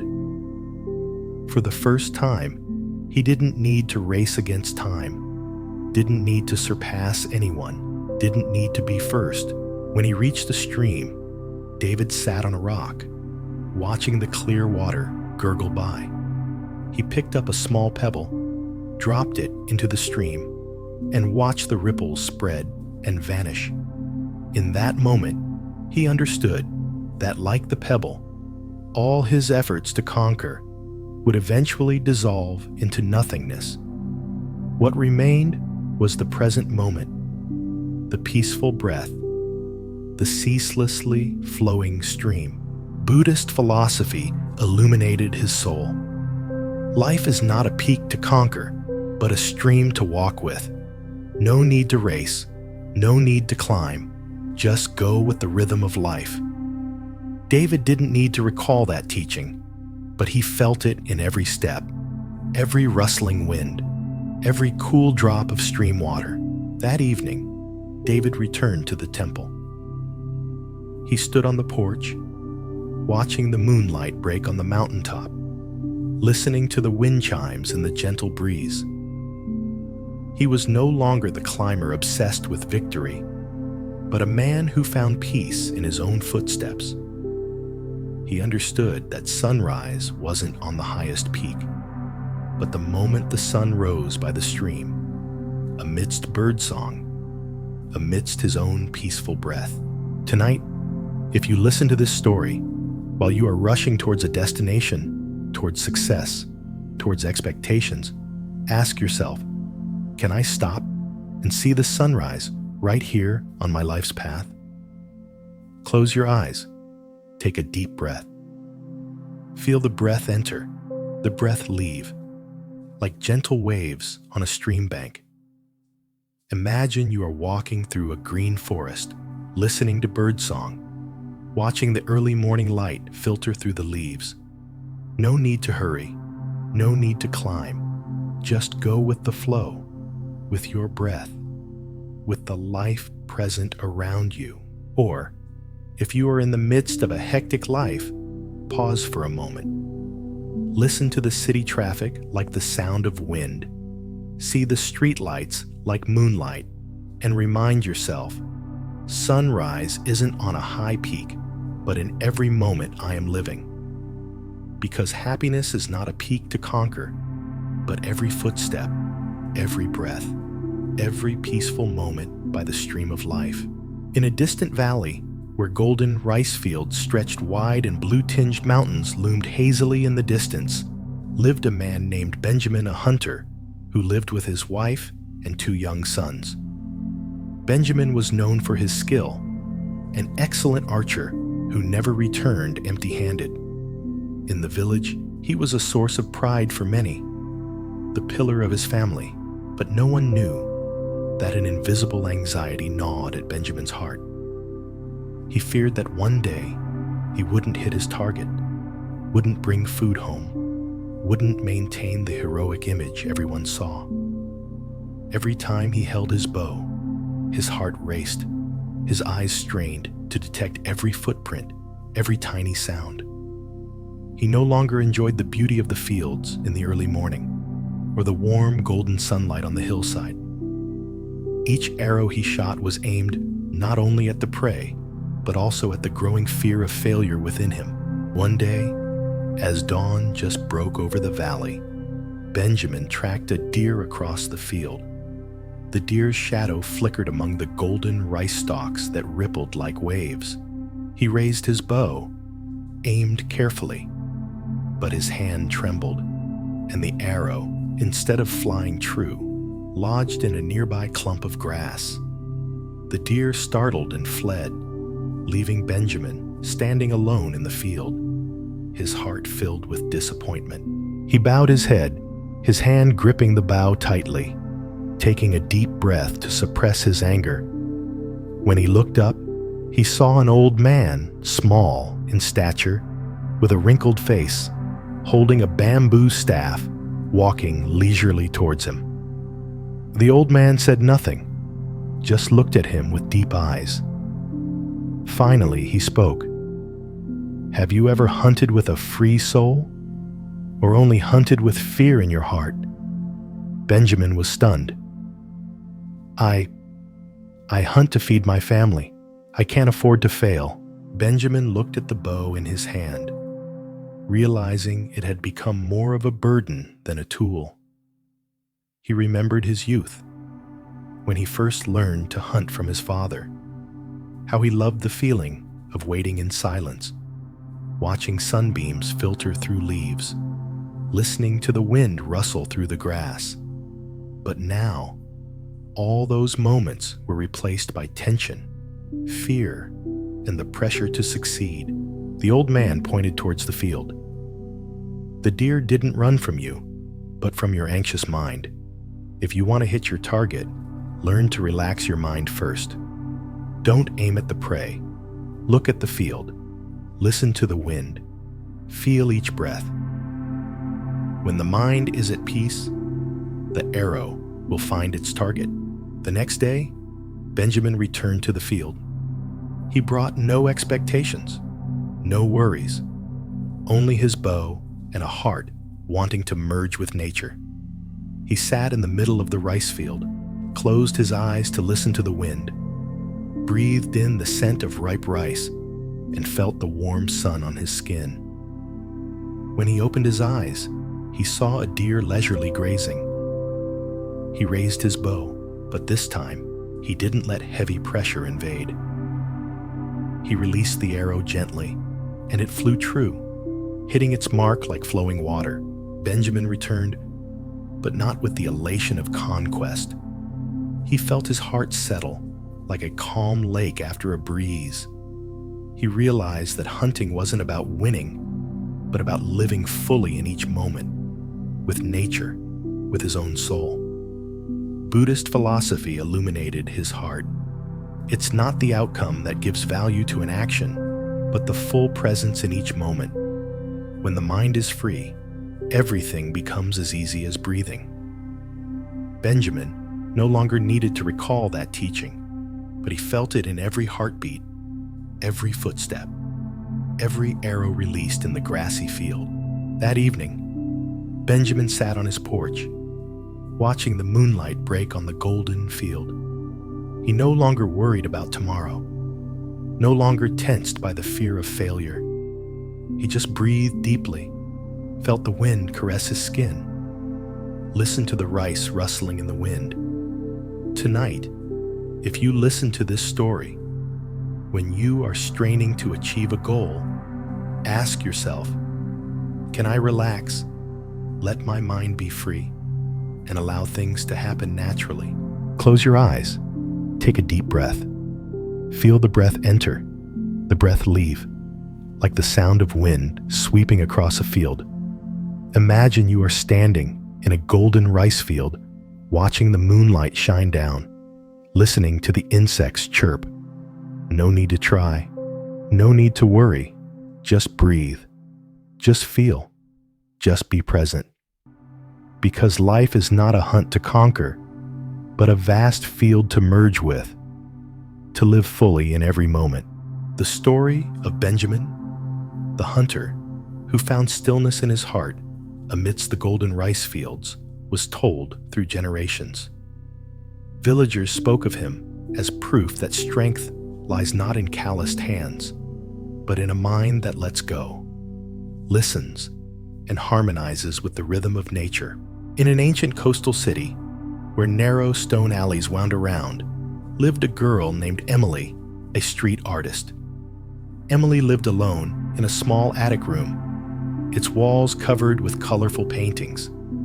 By day, she wandered the streets, painting strange images on walls, birds flying in the sea, the sun rising from the earth, or faces both joyful and sad. But at night, returning to her room, she sat silently before her easel, staring at the blank canvas, unable to paint anything. Emily once believed that creative freedom would bring happiness, but she never imagined that the very desire for creativity would become a chain, exhausting her. She painted not for joy, but to fill voids, to prove she wasn't useless. And when her strokes didn't flow as she wished, she felt like a failure, tormented, sometimes wanting to give up. One afternoon, as the sunset painted the red-tiled roofs orange, Emily sat by the roadside next to an unfinished painting. An old man, silver-haired, his eyes sparkling like sea waves, approached, examining her painting. He said nothing, just observed silently. Finally, he spoke, his voice as light as the wind. "Are you painting with a free heart, or with the pressure of perfection?" Emily looked up, her eyes tearful. "I don't know anymore. I just feel trapped. I want to paint, but I can't. I feel useless." The old man smiled, sitting down beside her. Long ago, the Buddha told a story about a lute. If the string is too tight, it will break. If too loose, it won't play. Only when it's just right does the lute produce beautiful music. Painting is the same. If the mind is too tense, the painting will be forced. If the mind is too lax, the painting will be lifeless. Find the balance. Emily looked at her unfinished painting, the tangled strokes like a knotted skein of silk. She sighed. But the old man didn't rush her. He just looked at her, his eyes reflecting the entire sky. The next day, Emily went out to the street with a different mindset. She brought her paint box, setting no goal to finish any particular painting. She sat by a blank wall, letting her soul follow the colors, without needing composition or meaning. Her strokes were bold, free, like wind blowing through her hair. When the sun was high, she looked back at her painting, a wall covered in blue, yellow, purple, orange, following no pattern at all. But for the first time, she felt the painting was truly alive, truly soulful. The neighborhood children ran up, laughing, clapping, and cheering. An old flower seller paused, gazing with sparkling eyes. Buddhist philosophy resonated in her heart. Life is not a painting that needs to be perfect, but every stroke, every color of the present moment. No need to fear mistakes. No need to worry. Just paint with an open heart. Emily didn't need to repeat that saying, but she felt it in every brushstroke, every breath, every child's smile. That evening, Emily sat on her rooftop, watching the city lights, listening to the distant sound of sea waves. She held her brush, painting circles on the canvas, unconstrained, unpressured, just letting the colors blend. She smiled, her heart as light as a cloud, as the wind, as her own painting. Tonight, as you listen to this story, if you are struggling with pressure, stuck amidst the unfinished paintings of your life, ask yourself, can I loosen my grip and let the colors dance freely? Close your eyes. Take a deep breath. Feel the breath enter, the breath leave, like a gentle wave of color spreading on a canvas. Imagine you are holding a brush, painting the picture of your life with free strokes, without needing a template, without fear. Or, if you are in the midst of a bustling city, pause, look at the twinkling lights, listen to the passersby, and remind yourself, I don't need to be perfect. Just being fully present in this moment, like a vibrant painting, unconstrained, unbound, is enough. Because life is not a finished painting, but a canvas being painted every day, with your own hands, breath, and heart. It was raining. The summer rain poured down on the city, heavy drops bursting on rooftops, on window panes, on the glistening lamplit streets. In a small cafe at the end of a quiet street, Catherine sat alone by the window, gently stirring her herbal tea. Steam rose, mingling with the damp, earthy smell of rain, briefly reminding her of days past. Catherine was a famous fashion designer. She had organized acclaimed shows, had dresses that were highly sought after, and secured lucrative contracts. But in the whirlwind of fame, she gradually found herself exhausted. Each collection had to be better than the last. Every cut, every fold had to be perfect to the millimeter. Creativity, once a joy, had become a burden, and she felt she was merely chasing the endless expectations of clients, colleagues, and herself. The rain outside fell ceaselessly, as if pouring out an unspoken sorrow. Catherine watched a raindrop on the glass, suddenly realizing it didn't try to hold its shape, didn't resist as it dissolved, just gently surrendered to gravity. A middle-aged man entered the cafe, his raincoat dripping, and placed an old backpack on the seat opposite Catherine. He looked at her, his gaze neither probing nor curious. Just like looking at an old friend, he removed his raincoat, pulled up a chair. Once, I used to run from the rain. I thought if I could avoid it, if I always kept myself dry, I'd be safe. But the more I avoided it, the more I feared it. It was only when I put down my umbrella, stepped out, and let the rain touch my skin that I realized rain wasn't the enemy. Catherine looked out the window. The rain still fell, large and small drops merging, unburdened, not trying to hold on to their old forms. She turned back to the man. So how do you stop running from the rain? He smiled, sipping his tea. Just let yourself get wet. Let go of the umbrella, the raincoat, all desires for control.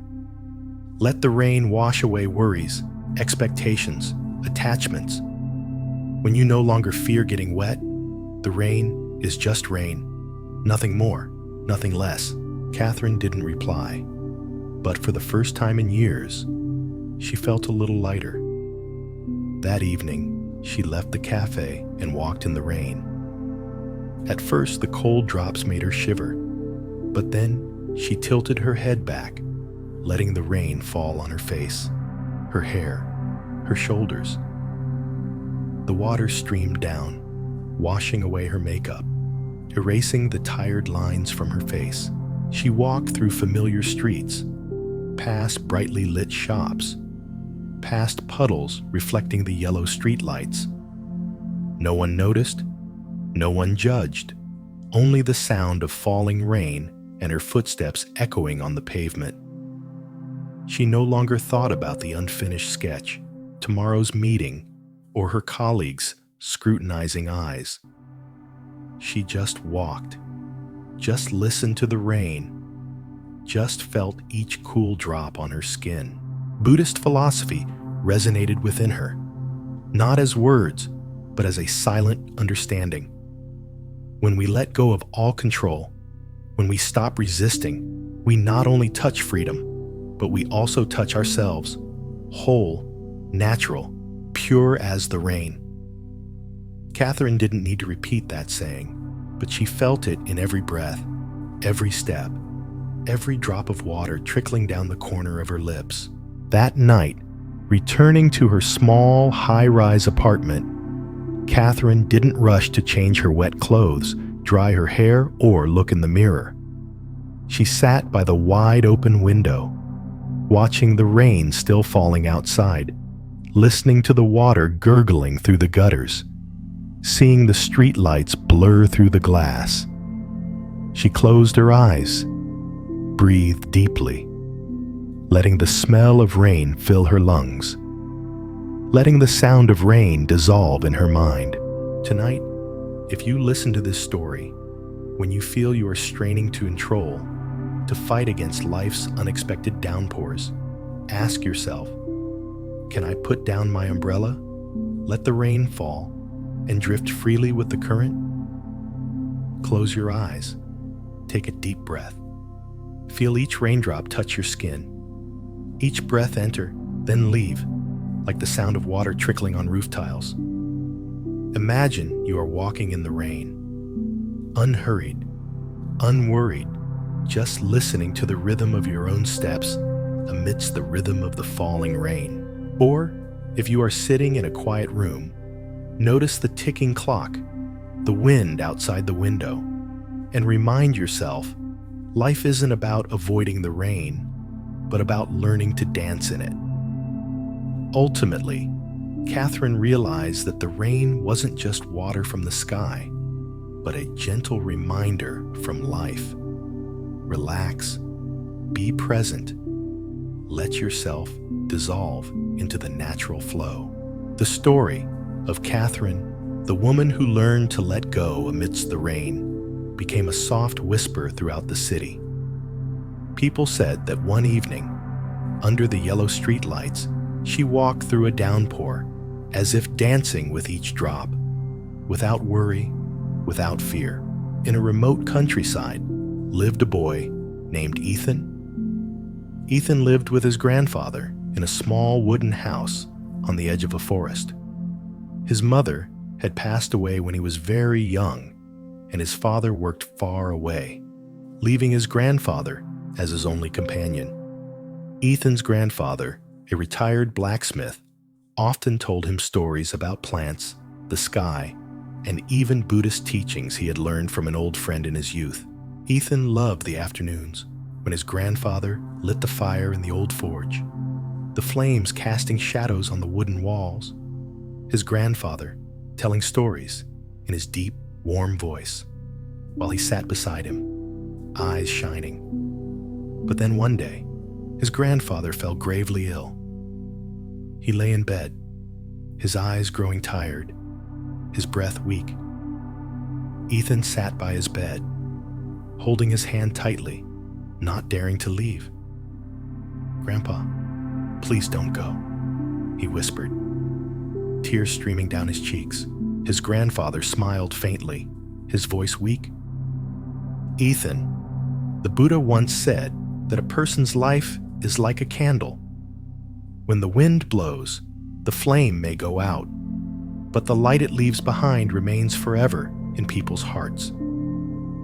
The boy didn't fully understand, but he felt the gentleness in those words. After that, his grandfather quietly closed his eyes, as if falling asleep. Ethan sat beside him, silent, not crying, just feeling a vast emptiness in his heart. The next day, Ethan wandered through the forest, his small feet treading on the soft, decaying leaves. He found the ancient tree where he and his grandfather used to sit in the cool shade. He looked up at the canopy, where sunlight filtered through, creating shimmering patches of light on the ground. He sat down, hugged his knees, and let his tears fall, but without sobbing. An old man, not his grandfather, but a stranger with long silver hair and a flowing white beard like clouds, appeared from behind the tree. He sat down next to Ethan, not asking anything, just silently watching the sparkling light on the leaves. Finally, he said, "Are you crying for someone who has gone far away?" Ethan nodded, choked with emotion. The old man looked at him, his voice deep and warm.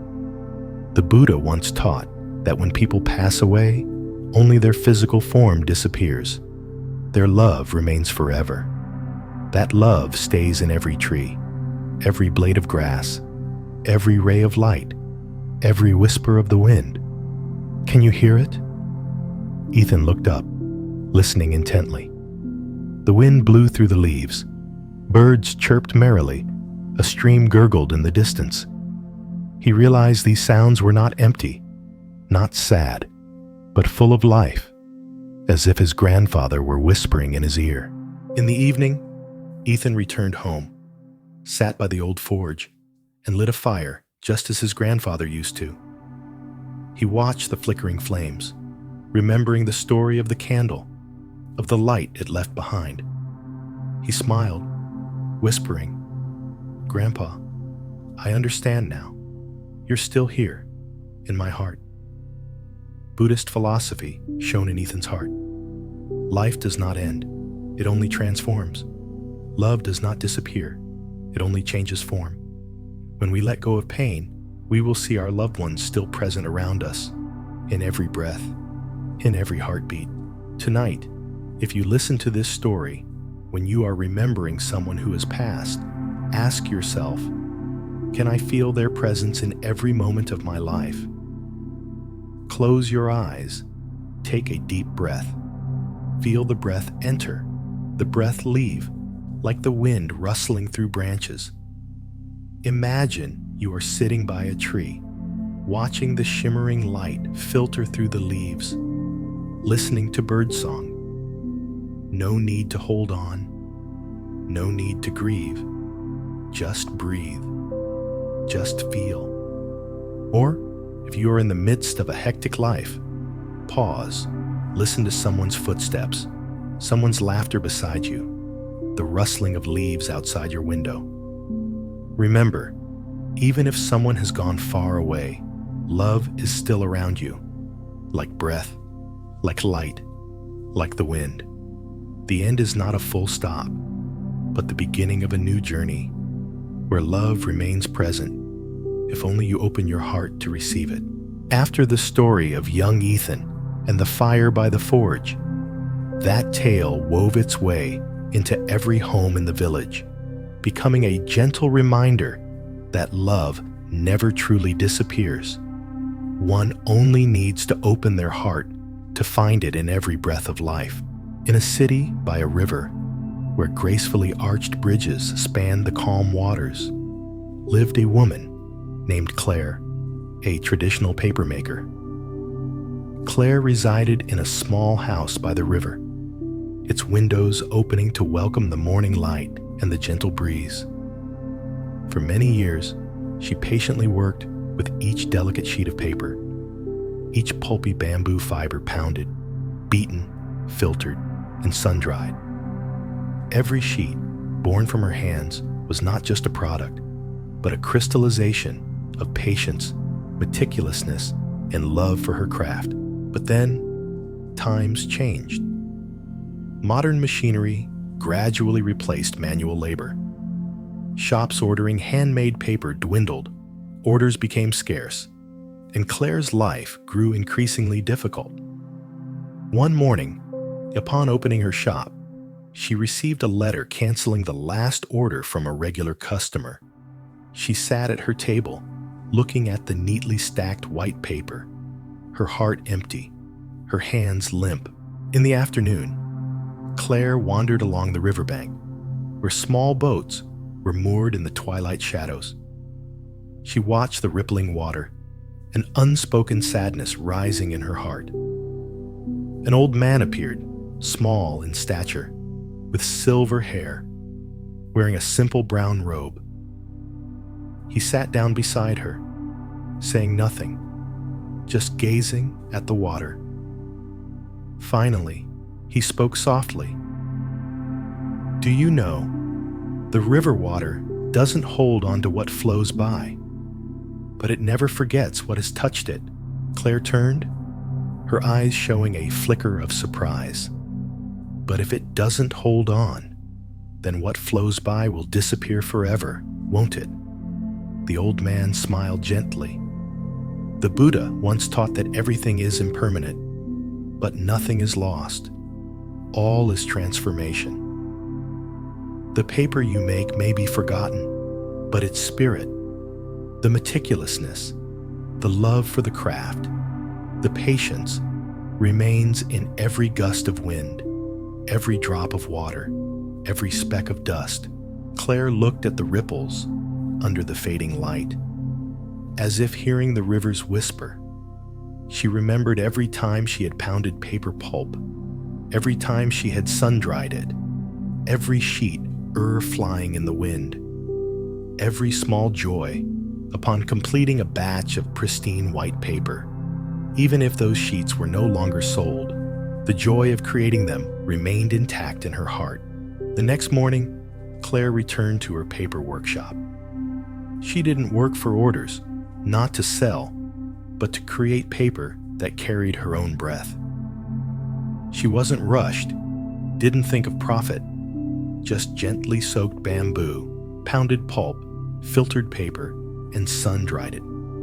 Each sheet was like a breath, a little song, needing no perfection, no recognition. A child, a little girl, living with her mother near the workshop, stopped by, curiously watching Claire work.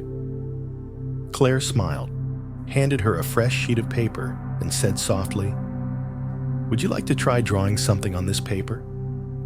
The little girl took the paper, her eyes shining, and ran off to find colors. On the white background, childish strokes appeared: a red flower, a yellow sun, a meandering blue river. Claire looked at these images, her heart brightening, as if the little girl had brought the clear sky into her small workshop. Buddhist philosophy resonated in Claire's soul. Nothing is lost, only transformed. Live in the present, so that every breath, every small gesture contains love and meaning. That afternoon, Claire took the newly made sheets of paper and gently released them onto the river beside her house. Each sheet flew with the wind, lightly touched the water's surface, then gradually dissolved, but did not disappear. In her heart, that image was a gentle reminder that no matter how many times life changed, no matter how many sheets of paper dissolved into the waves, her spirit would remain in the wind, in the water, in the sunlight, in every moment of life. Tonight, if you are listening to this story, when you feel tired from things that seem meaningless, ask yourself, can I let every moment I live be a blank sheet of paper, so that even if it flies away, it leaves something beautiful in another's heart? Close your eyes, take a deep breath. Feel the breath enter, the breath leave, like a white sheet of paper gently floating on the river. Imagine you are sitting by the riverbank, watching the moonlight reflect on the water, seeing each sheet dissolve into the waves, yet its spirit remains. Or, if you are in the midst of a busy life, pause, look at the city lights, listen to the wind rustling through the window, and remind yourself it's not necessary to create something great.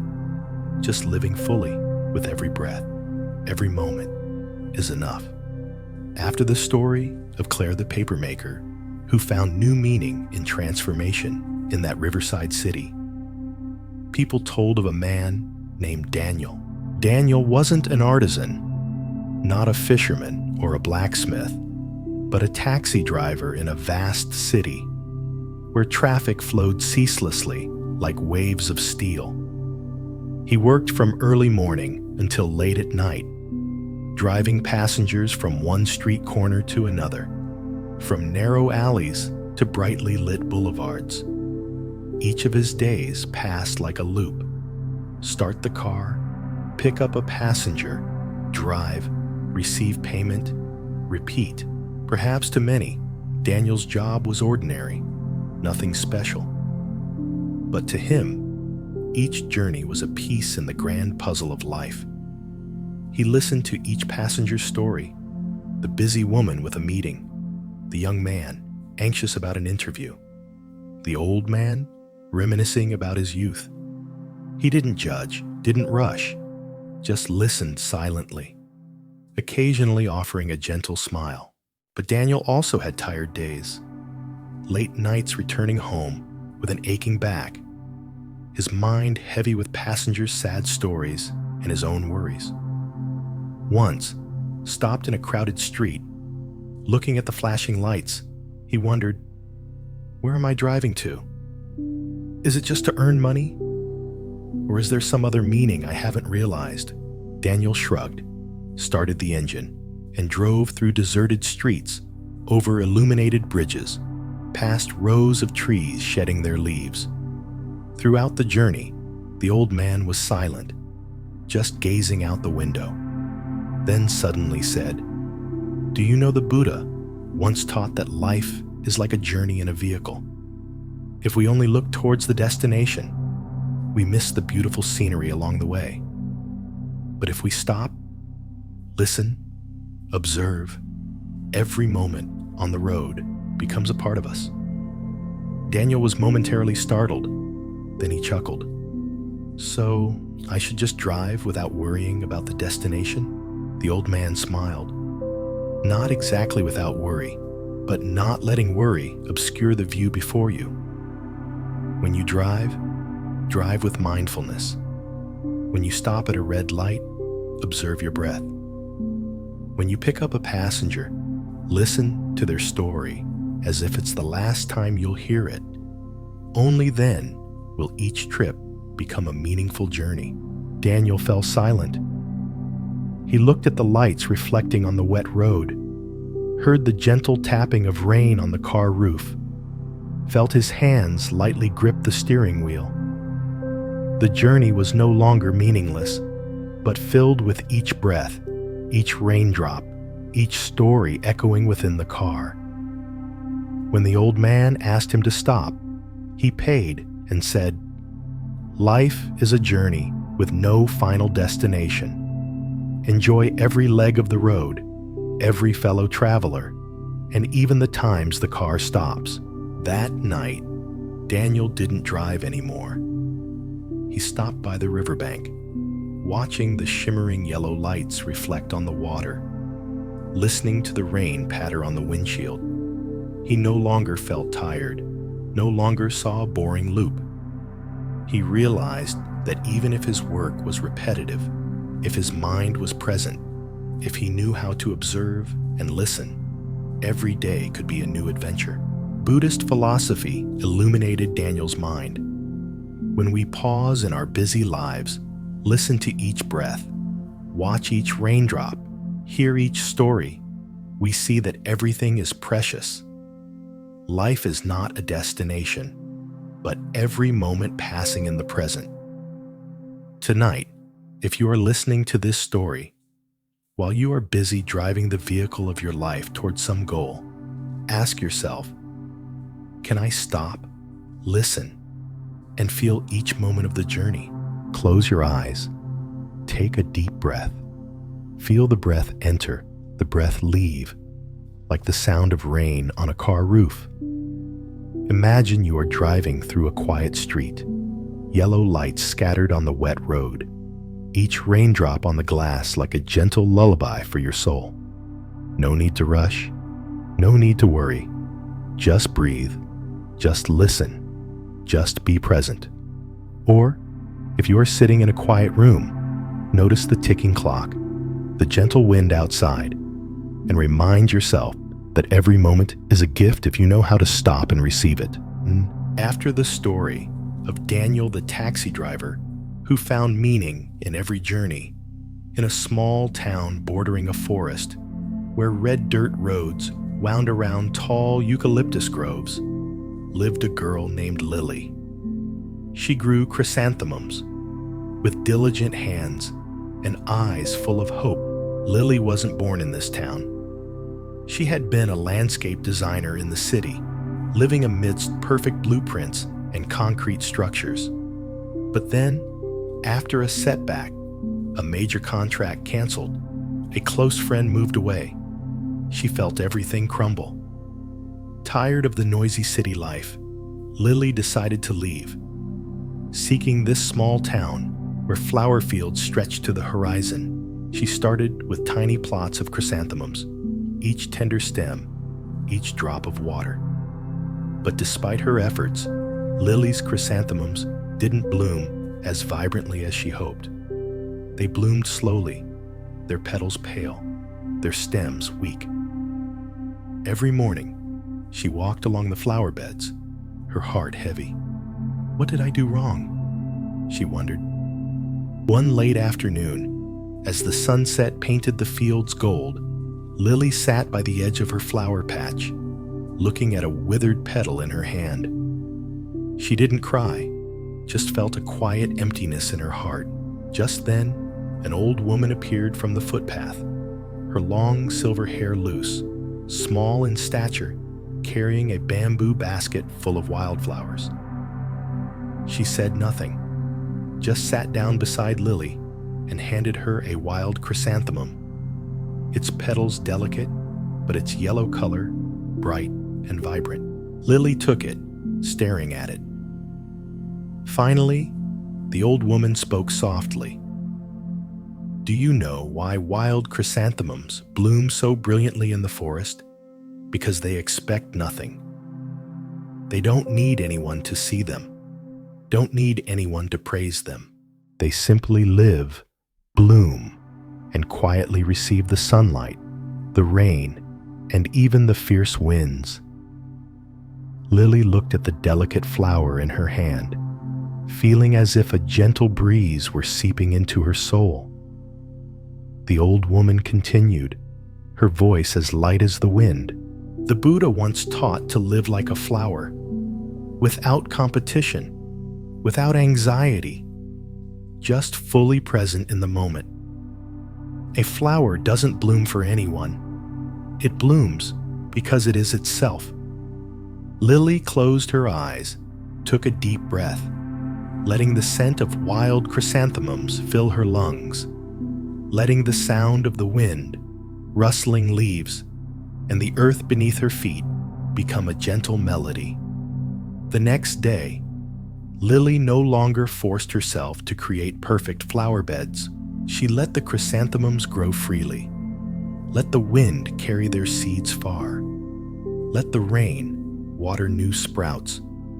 She tended each flower with a light heart, without worry, without expectation. And then, miraculously, the chrysanthemums began to bloom more brilliantly than ever. Not because someone praised them, not to win any competition, but because they were living fully in the moment. The village children visited Lily's flower garden, running and playing among the yellow chrysanthemums, laughing in the sunlight. Lily watched them, her heart strangely warm. Buddhist philosophy resonated in her mind.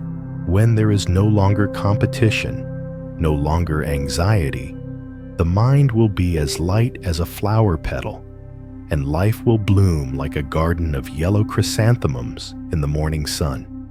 That evening, Lily sat on her porch, watching the moonlight illuminate the brightly blooming flower garden. She no longer counted the blooming flowers, no longer worried about tomorrow.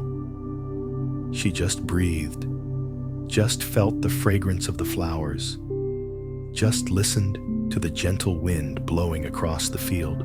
Tonight, if you listen to this story, when you are worrying about work, about success, about your expectations, ask yourself, can I bloom like a wild chrysanthemum without competition, without expectation, simply living fully in this moment? Close your eyes. Take a deep breath. Feel the breath enter, the breath leave, like the wind blowing through a field of flowers.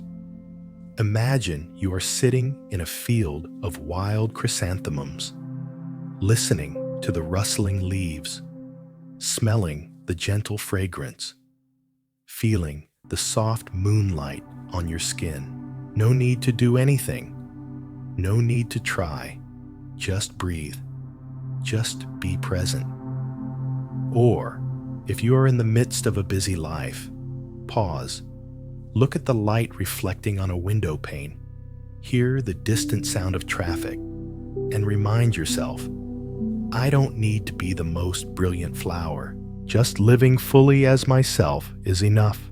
After the story of Lily, the girl who learned to let wild chrysanthemums bloom without competition, another story quietly spread through that small town. Far to the north, where pine forests stretched and a silver river sparkled in the sunlight, lived a man named William. He was a boat maker, not of large, noisy motorboats, but of small, charming wooden boats, just big enough for one person to paddle gently on calm waters. William lived alone in an old wooden house by the riverbank. All day, he sat in his small workshop, carving and shaping each piece of wood, assembling, sanding, and then applying light coats of paint. The boats he made were never sold in the market. He gave them to the village children, to an old fishing friend, to a newlywed couple, to those who least expected them. Someone asked, "Why don't you sell the boats to make money?" William just smiled, his eyes deep, "Because I don't make boats to exchange for money, but for the river to carry them away, for someone to find them and feel joy." But his heart wasn't always at peace. On days of heavy rain, he would sit by the window, watching the rushing current outside, worrying. Will my little boat withstand the rough waters? Will anyone appreciate it? One afternoon, after the rain had stopped, William walked along the riverbank, picking up scraps of wood. He came across a boy sitting on the bank, holding an old wooden boat, one of William's with a broken bow. The boy looked at the boat, tears streaming down his face. William sat down beside the boy and gently asked, "Is your boat broken?" The boy nodded, choked with emotion. "It broke when I put it in the river. I'm so sad." William smiled, took a small knife from his pocket, reshaped the boat's bow, sanded it smooth, and handed it back to the boy. Sometimes, an imperfect boat is one that has truly experienced the river. It's not just beautiful, it has its own story. The boy took the boat back, his eyes brightening, and ran along the riverbank, launching the small boat onto the water. The boat glided lightly on the waves, like a piece of paper carrying life's story. William watched it go, his heart as light as the wind. He suddenly remembered the Buddha's teaching, Don't seek perfection. Live authentically with every crack, every ripple, every imperfect piece in life. The next day, William returned to his workshop and began making new boats. But this time, he didn't try to create flawless vessels. He left some rough wood, some unsmoothed cuts, letting the boat tell its own story. An old friend visited, saw the rough boats, and asked, "Why are you making imperfect boats today?" William smiled faintly. "Because I want each boat to carry a bit of life's ruggedness, so that when someone finds it, they don't just see an object, but a story." That afternoon, William released several new boats onto the river. He stood on the bank, watching them drift with the gentle current, bobbing around bends, then disappearing behind a grove of trees. In that moment, he no longer worried about storms, no longer concerned whether the boat would reach the right person. He just breathed lightly, listening to the flowing water, the wind rustling through the leaves, feeling his heart open wide. Buddhist philosophy resonated in William's mind. Life is not about creating the most perfect thing, but about letting every crack, every mark, become part of the story. Not every river is calm, not every boat is intact, but every journey is worth retelling. That evening, William sat by the riverbank under the golden moonlight, watching the sparkling lights on the water. He no longer felt lonely, no longer saw himself as just an unknown boat maker. He understood that each boat he set adrift connected him to the river, to the wind, to many strangers. Tonight, if you are listening to this story, when you are trying to create something perfect, ask yourself, can I accept every crack in life and let it become part of the story? Close your eyes, take a deep breath. Feel the breath enter, the breath leave, like the sound of water lapping on the riverbank. Imagine you are sitting by the water, watching a small boat drift away, feeling your own steady breath. No need to be perfect, no need to be whole. Just breathe, just be present. Or, if you are in the midst of a hectic life, pause, look at a falling leaf, a distant light, hear a soft laugh, and remind yourself, every crack is a story. Every story is a moment of life. The story of William, the boatmaker, by the Silver River was retold like a spreading wave. In a remote mountainous region, where terraced rice fields tiered up the slopes, where morning mist clung to bamboo branches, and the wind rustled a countryside melody, lived a young man named Lucas. Lucas was not a man of the mountains and forests. He had been a famous photographer in the city, specializing in capturing scenic landscapes, the most brilliant moments to post on social media, to receive thousands of likes, thousands of praises. But then one day, he woke up feeling empty. Everything he photographed, every admiring gaze, seemed to hold no meaning anymore. He decided to abandon his expensive lenses, lucrative contracts, and return to this mountainous region, carrying only an old camera and a small backpack. Lucas set up a small tent on a mountainside, amidst a carpet of green grass and wild flowers, where the morning was veiled in mist and the evening moon hung over the peaks. He no longer chased the perfect moment, no longer bothered with light, angles, composition. He just photographed simple things: a cricket on a leaf, a dewdrop on a flower petal, the flickering fire in his tent. One morning, before the sun had fully risen, Lucas awoke to the sound of wind whispering through the leaves.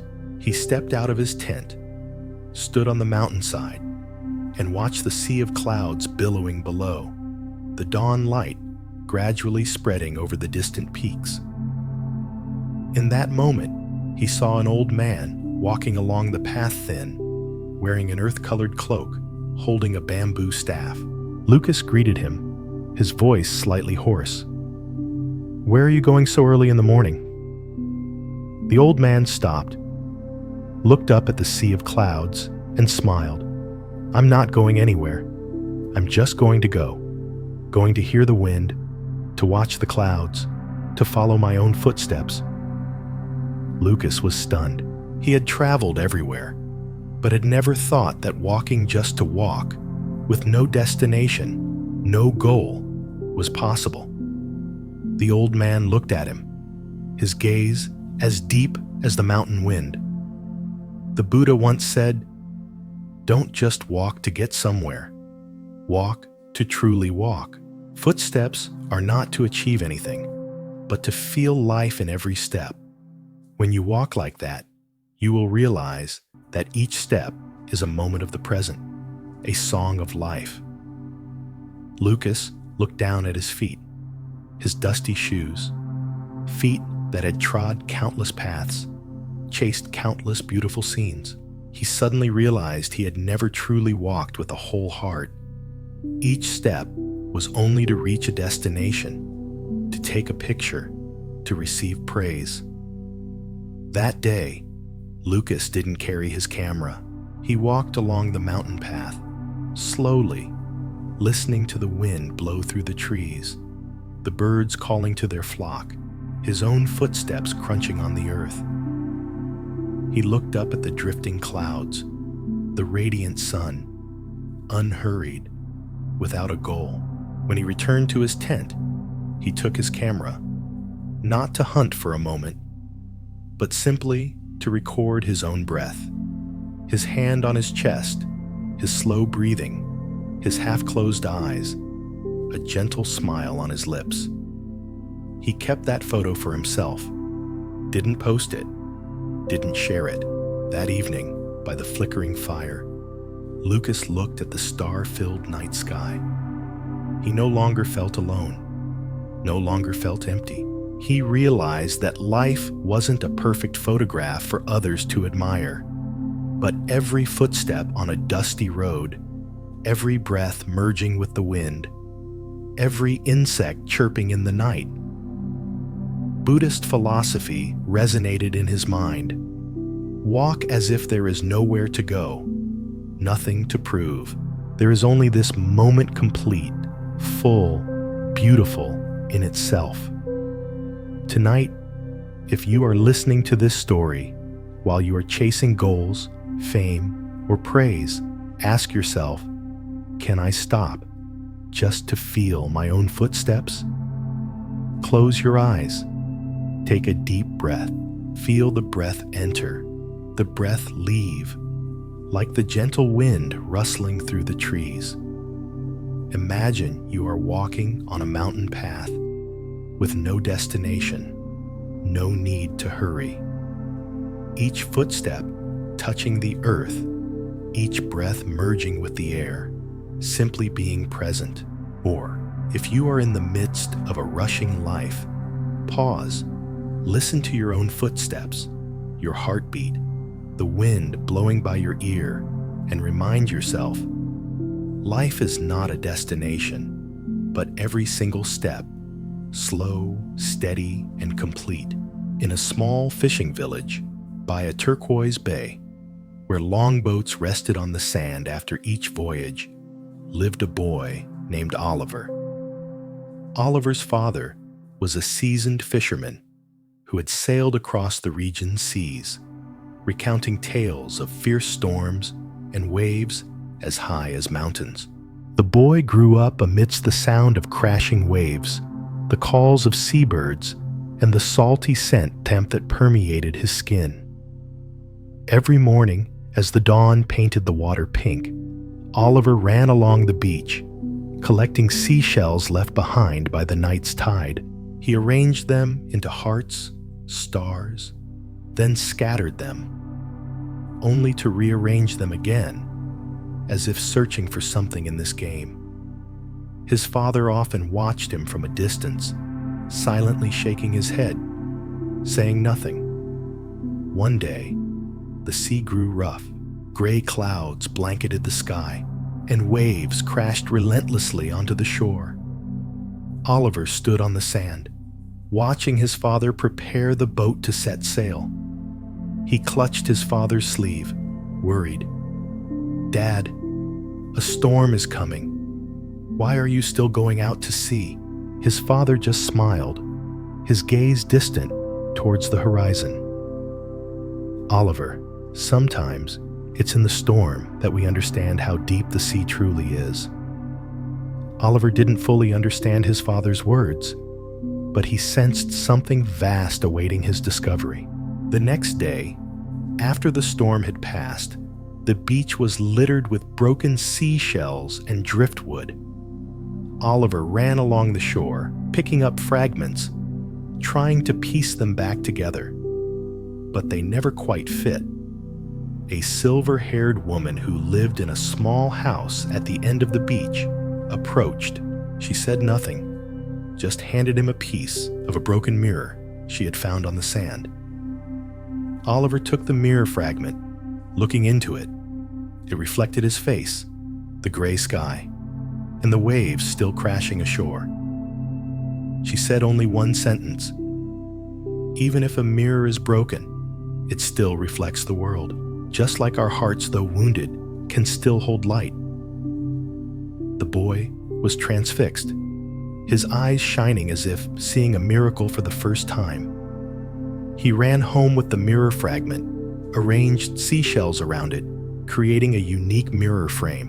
When the sun rose high, the mirror fragment reflected shimmering light onto the wall, brightening his small room with color. Day by day, Oliver no longer ran along the beach to collect and arrange seashells. He carried the small mirror fragment, looking into the water, the sand, the sky, and even the faces of tired fishermen returning from long voyages. Each time he looked, he saw something new: the wrinkles on his father's face, his mother's worried eyes, the sweat on a fellow fisherman's brow.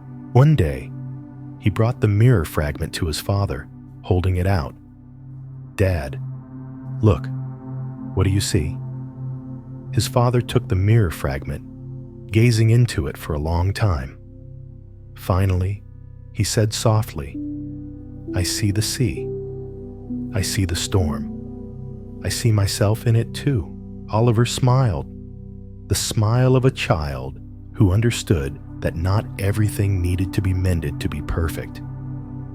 He realized that it was the broken pieces, the imperfections, that made up life's story, like the ocean with its high waves and strong winds, like seashells shattered after a storm. That evening, as the moon rose, Oliver sat by the seashore, watching the waves sparkle with silver light. He placed the mirror fragment on the sand, letting the moonlight reflect brilliantly through it.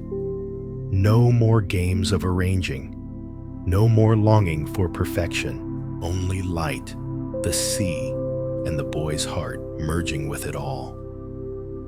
The Buddhist teaching echoed in his heart, not as a memorized phrase, but like the gentle lapping of waves against his ear. It is in brokenness that we learn to reflect light. It is in imperfection that we see the profound beauty of life. Tonight, if you are listening to this story, amidst your own busyness, wounds, and imperfections, ask yourself, can I look into the broken pieces of my life and still recognize the sparkling light? Close your eyes. Take a deep breath. Feel the breath enter, the breath leave, like the sound of waves on the shore. Imagine you're holding a small mirror fragment, looking into it and seeing not just yourself, but the sky, the moon, the salty water. No need for perfection, no need to hide, just be present. Or, if you are in the midst of a noisy life, Pause. Look at a car window, a puddle of rain, or a small mirror, and remind yourself, light is not only in wholeness, it is still present in every broken piece of our lives. People still speak of the story of Oliver and the broken mirror as a lesson about light and imperfection. In a village nestled by a forest, where green tea hills stretched across the mountainsides, lived a woman named Margaret. She wasn't old, but her face bore wrinkles, and her eyes always seemed distant, as if gazing at something far, far away. Margaret had once been a renowned musician in a big city. Her music had graced brightly lit stages, moving audiences to tears. But then, after a family tragedy, her husband's sudden death, her only son's passing in an accident, she left her music, left the city, and sought refuge in this small village to live quietly. Day after day, she tended the tea bushes, picked the tender new leaves, dried them in the early sun, and scented the tea with jasmine and lotus leaves. The villagers pitied her, but no one dared to ask about her past. They only saw that every afternoon, Margaret would sit at an old piano in her small wooden house. She played wordless melodies, tunes as sad yet gentle as the breath of the earth and sky. One day, at the late autumn market fair, when yellow leaves filled the paths, a young orphan boy named Liam quietly approached Margaret's tea stall. He said nothing, just stood there, watching her wrap each tea bag in old newspaper, tying it with a thin string. Margaret looked at the boy and smiled. "Do you like tea?" Liam shook his head. He hesitated. "I like to hear you play the piano."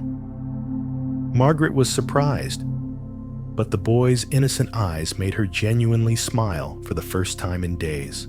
"Then come to my house this afternoon, and I'll play for you," she said softly. That afternoon, Liam came to the small wooden house and sat on a low stool, silently listening to Margaret play. Her fingers danced over the keys, creating soaring melodies, not sad, not mournful, just like the wind sighing through the green tea hills. The boy closed his eyes, swaying to the music, and when the piece ended, he opened his eyes and whispered, "Ma'am, that music made me feel like I was flying over the tea fields." Margaret smiled. She didn't reply, just gently closed the piano lid. From that day on, Liam came every afternoon to hear her play. The boy began to learn to recognize different sounds: the falling of leaves, the gurgling of a stream, the wind rustling through foliage.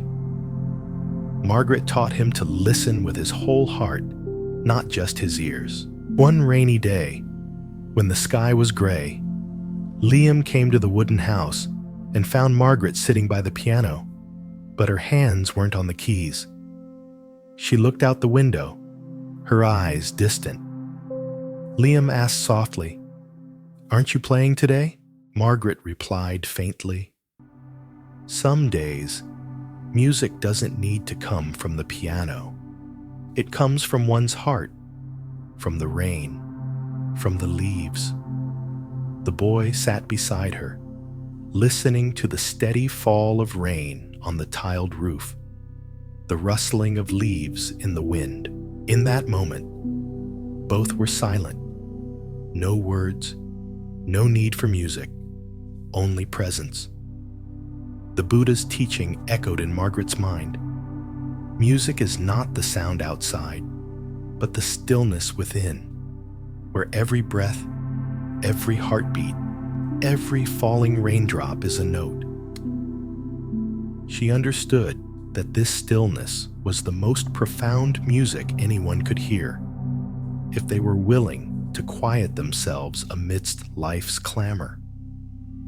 The next day, Margaret brought the old piano out onto her porch, letting the early sun shine on its keys. She played simple tunes, unpretentious, unadorned, just natural melodies. The village children ran up, surrounding her, laughing along with the music. Liam also came, bringing an old harmonica, playing along. The harmonica was clumsy but joyful, blending with the piano, the wind, and the children's laughter. Margaret suddenly realized that music didn't need to be elaborate concertos on grand stages. It could be clear laughter, footsteps on leaves, a soft breath in the autumn afternoon. It was the music of life, a symphony of simple moments. That evening, she sat on the porch, watching the moon rise in the clear sky. She no longer felt like a woman broken by past sorrows. She understood that music doesn't disappear. It only transforms from a glittering stage to a porch-side piano, from a crowd's applause to the sound of wind and laughter. The Buddha once taught, happiness is not found in distant things, but in accepting the present, living fully in this moment, listening to every sound of life. That is true peace. This teaching resonated in Margaret's heart, like a wordless melody spreading, embracing all the green tea hills. Tonight, if you are listening to this story, amidst your worries, ask yourself, can I listen to the music of life sounding in the stillness? Close your eyes. Take a deep breath. Feel the breath enter, the breath leave, like the sound of the wind. Imagine you are sitting on a porch, hearing a piano play in the sun, children's laughter, a clumsy but joyful harmonica. No need to seek a grand stage. Just be present. Listen, smile. Or, if you are in the midst of a noisy life, pause, listen to the wind, the rain, your own heartbeat, and remind yourself, music isn't out there.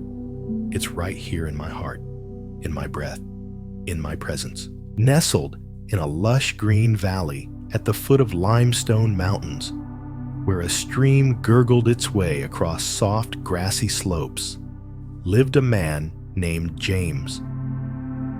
He had once been a renowned civil engineer, his life dedicated to majestic bridges and towering skyscrapers.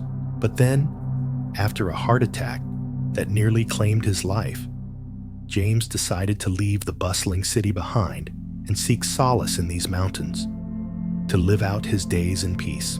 He built a small log cabin by the stream, tended his own vegetable garden, raised chickens, and chopped wood to keep warm on cold nights.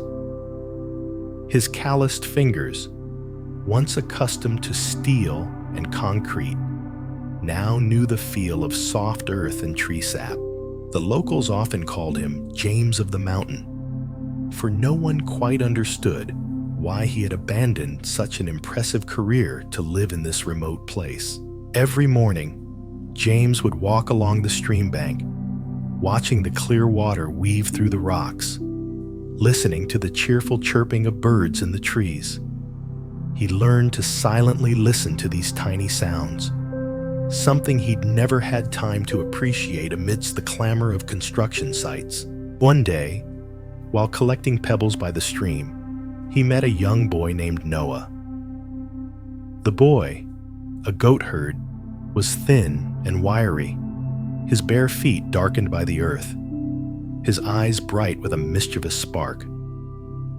Noah quietly watched James pick up stones and arrange them into tiny structures. When James turned, the boy asked, "What are you doing?" James smiled. "I'm building little bridges with these stones. Not real bridges to cross the stream, but bridges for the mind." Noah tilted his head, his eyes wide. "Bridges for the mind?" James sat down beside him, pointing to the stones. "When I place each stone, my mind stills. It no longer races to the past or the future, only the present remains, where each stone rests steadily upon the other. Noah watched silently, then began to pick up small stones himself, arranging them beside James's. Tiny bridges emerged along the stream bank, quiet, unseen by anyone but the wind and water. Day after day, Noah and James met by the stream. The boy told him stories of the meadows, sudden rain showers, and birds calling to their flocks. James taught Noah how to listen not just with his ears, but with his whole heart, to the stream, the wind, the silence between breaths. One day, during a downpour, Noah ran to the log cabin, soaking wet, but his eyes shining. He said, "Mr. James, today the rain didn't sound like it usually does. It wasn't noisy, but like a musical instrument. I think it's because I learned to listen your way." James looked at the boy, a gentle joy welling up inside him. He recalled a teaching of the Buddha. Silence is not the absence of sound, but the full presence of the mind amidst the sounds of life. The next morning, as the sun climbed high, James led Noah to the stream. He said, "Pick up a stone and gently place it in the water. When the stone touches the surface, ripples spread out. That's how our minds can affect the world. But if we place it gently, the ripples will be small, and the water will soon return to calm." Noah did as he was told, watching the gentle ripples fade away. He smiled, a clear laugh echoing through the valley. James knew the boy had understood the lesson, not just about water and stones, but about life itself. In the following days, the villagers began to see James and Noah walking together through the valley, sometimes just sitting by the stream, sometimes building their small stone bridges. Their laughter mingled with the sounds of birds and water, creating a soft, harmonious melody. James no longer built great bridges connecting shores.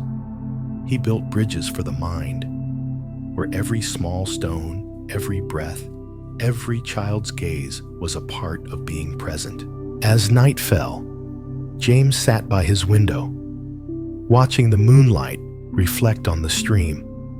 He understood that he didn't need fame or monumental works.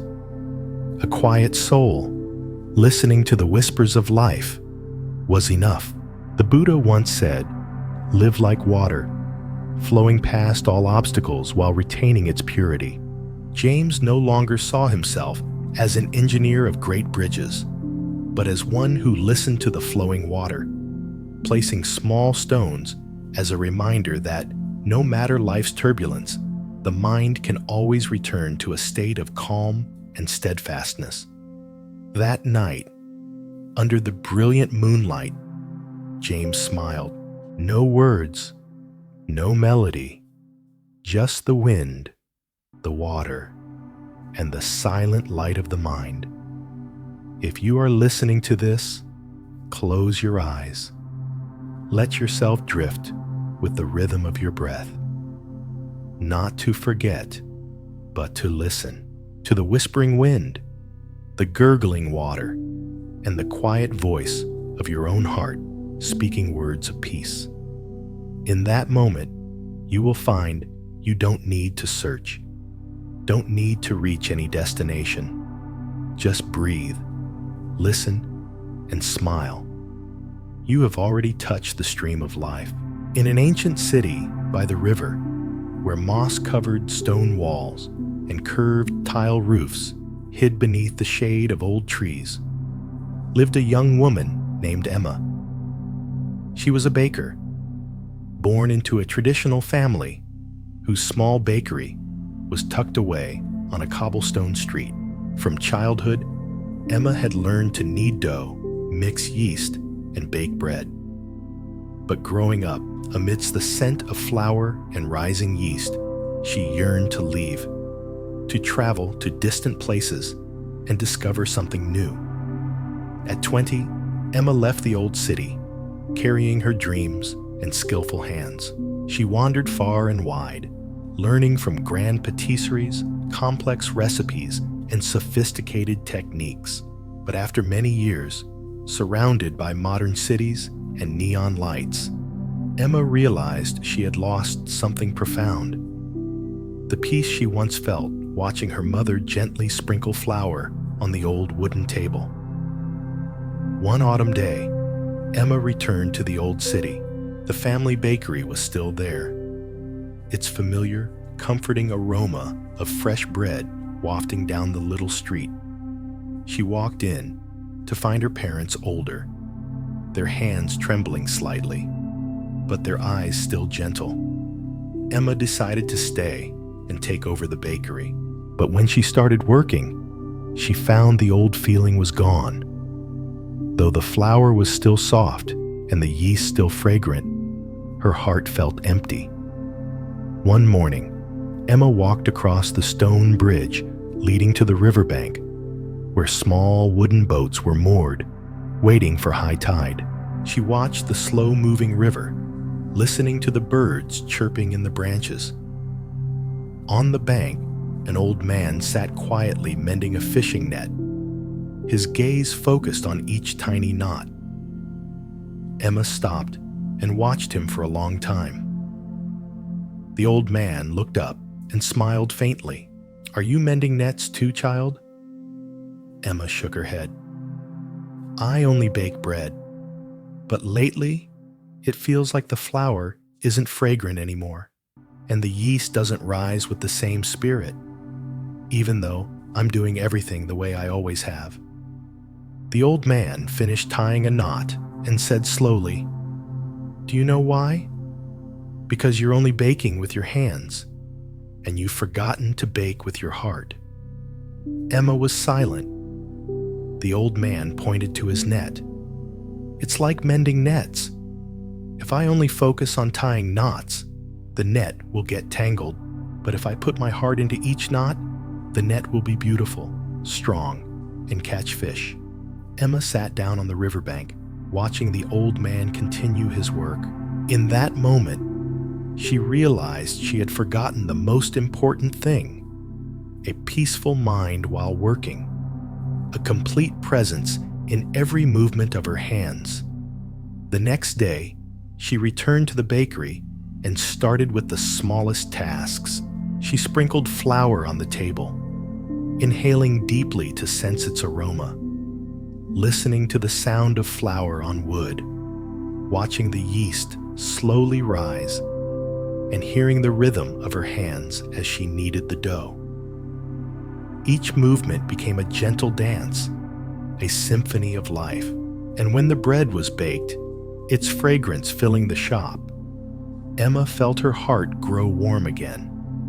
Customers began to frequent the bakery more often, not just for the delicious bread, but because they sensed a peacefulness emanating from the young woman behind the counter. Children chattered her name, and elderly folks stopped by to buy bread and exchange stories about autumn and the river. Emma understood that it wasn't the recipe or technique that made the perfect loaf, but the soul poured into every slice, every breath taken as she pulled the tray from the oven. One afternoon, as the sunlight faded on the old street, Emma sat by the window, watching people pass by, listening to the gentle tinkling of wind chimes. She remembered the Buddha's teaching: do everything with a pure mind. Even the smallest task, if done with a clear heart, becomes a practice. She closed her eyes, took a deep breath, feeling it enter and leave her body. There was no need to seek novelty, no need to chase fame, just to be present, to let her soul become part of the bread, part of the space, part of life. If you are listening to this story, amidst the noise, pause for a moment, close your eyes, and listen to your own breath. Remember, it doesn't have to be a grand symphony. Just a steady breath, a gentle smile, is enough for your mind to touch the peaceful river in the midst of life. Every slice of bread you cut, every cup of tea you pour, every gentle gesture you offer to those around you is a part of meditation. And in that moment, you are not just living, you are truly present, truly at peace. In a small town where mountains met plains, lived a man named Ethan. He was a blacksmith, his hands strong, sun-browned from the forge's fire and coal smoke. In his small smithy, Ethan hammered away daily on glowing iron, forging sharp knives and sturdy door frames. But few knew that beneath his tough exterior lay a soul that had endured much heartbreak. Ethan once had a happy family, a wife and a young daughter. But a sudden, devastating flood had swept away their riverside home. His wife and daughter were lost to the waters, leaving Ethan with an empty house and the solitary, echoing clang of his hammer. Since then, he had worked tirelessly, as if to hammer away the pain that still smoldered within him. One misty morning, as Ethan was heating a large piece of iron in the forge, a boy named Caleb entered the workshop. Caleb often visited, fascinated by the sparks flying from the anvil and hammer, and by Ethan's skillful hands. But today, he didn't stand silently as usual. He held a wildflower, offering it to Ethan. "Mr. Ethan, I found this flower by the stream. It still grows, even with rocks and weeds all around it." Ethan looked at the small flower, then into Caleb's eyes. He said nothing, just put down his hammer, took the flower, and placed it in an old water jar on his bench. From that day on, Ethan began to listen to the boy's quiet words, to notice the small things around him: a sunbeam slanting through the eaves, a drop of water on an iron bar, the crackling of the fire in the forge. One afternoon, Caleb said, "Mr. Ethan, do you ever listen to the iron sing?" Ethan chuckled softly. "Iron doesn't sing, Caleb. It just makes the sound of hammering and fire." Caleb shook his head. "But I hear it.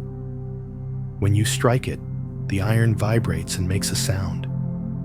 That's the song of the iron, of the fire, of you." For the first time in years, Ethan paused, listening to that subtle sound, the ringing of metal under his hammer, the wind whistling through the window, the fire crackling in the hearth.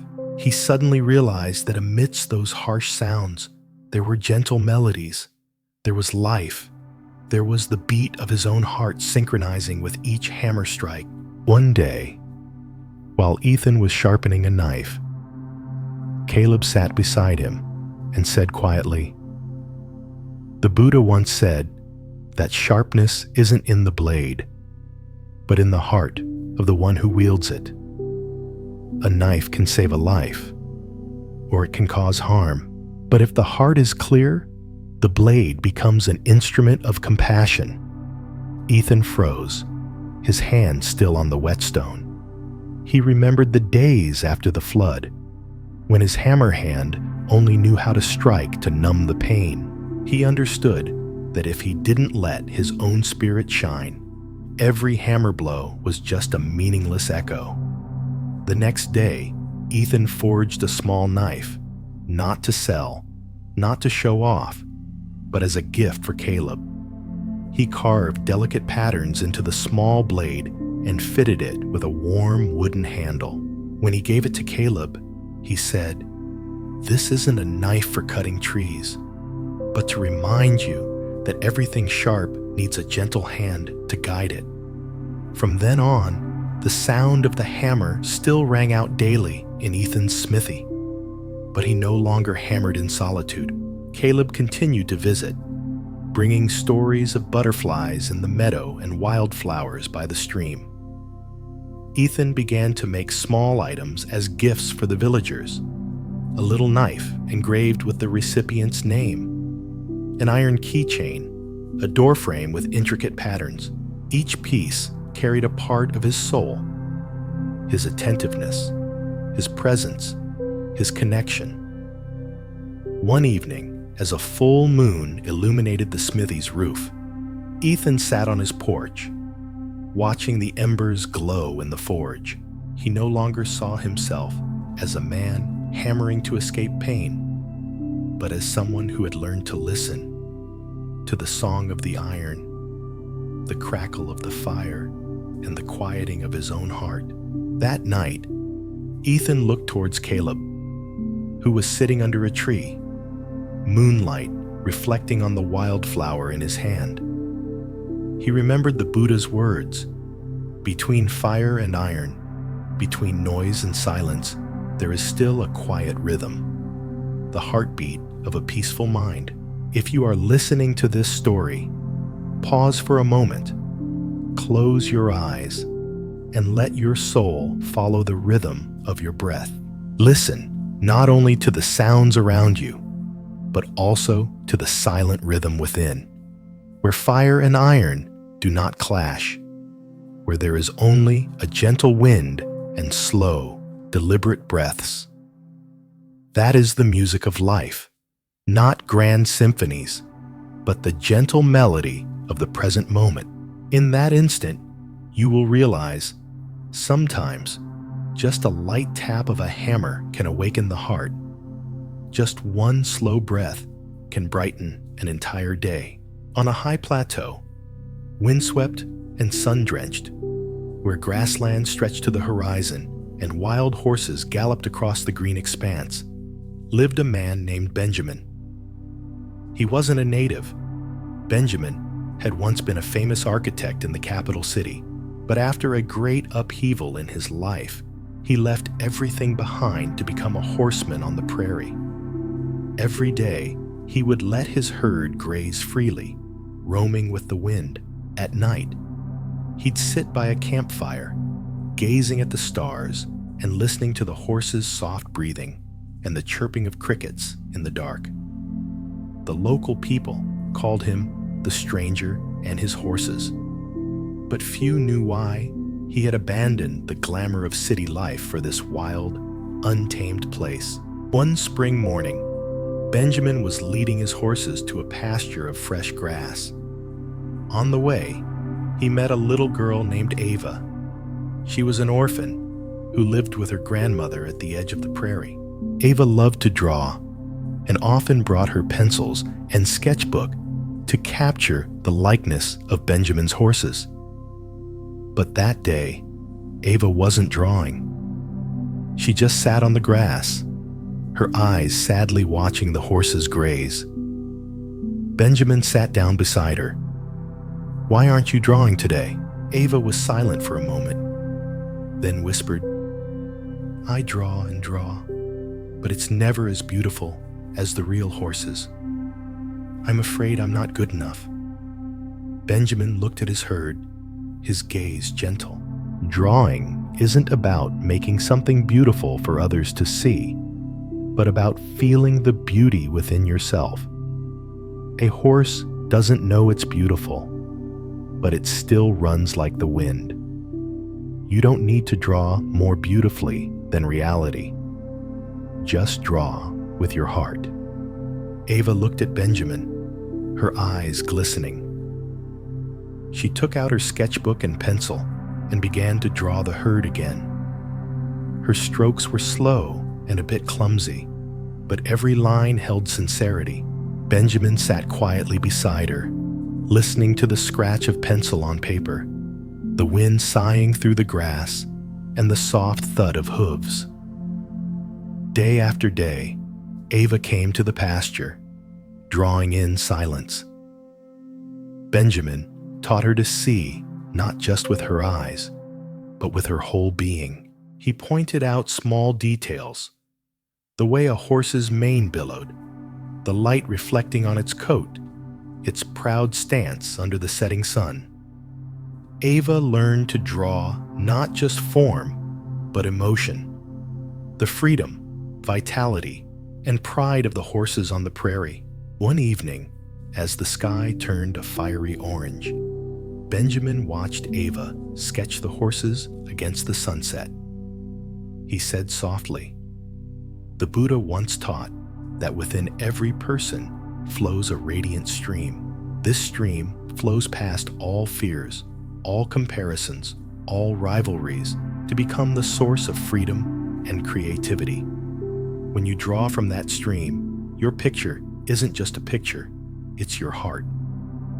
Ava looked up, her eyes shining brightly.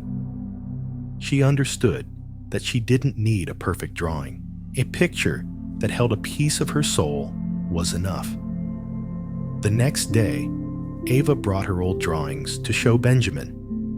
The early ones had awkward lines and pale colors, but now she was no longer embarrassed. Benjamin looked at each drawing and smiled gently. "You've drawn with your heart. These pictures aren't for an exhibition. They're to remind you who you are." That afternoon, Ava drew another picture, not of the herd, but of Benjamin sitting by his campfire, his horses grazing nearby. She gave the drawing to him and said softly, "I drew this so you'll remember that you're not just a horseman, but also the person who showed me how to draw with my heart." As night fell, Benjamin sat by his campfire, looking at the drawing.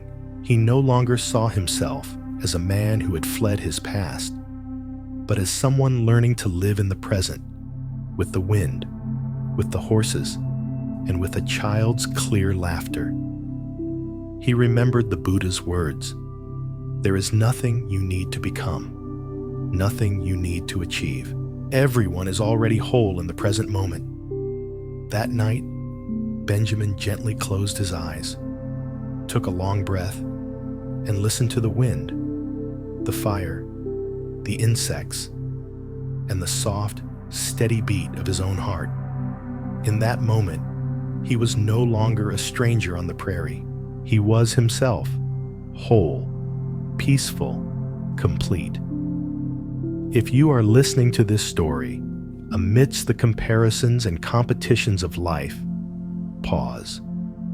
You don't need to paint the perfect picture or become someone else. Just listen to the quiet whisper of your own heart. Listen to the wind blow. Feel your own breath. And then you will see.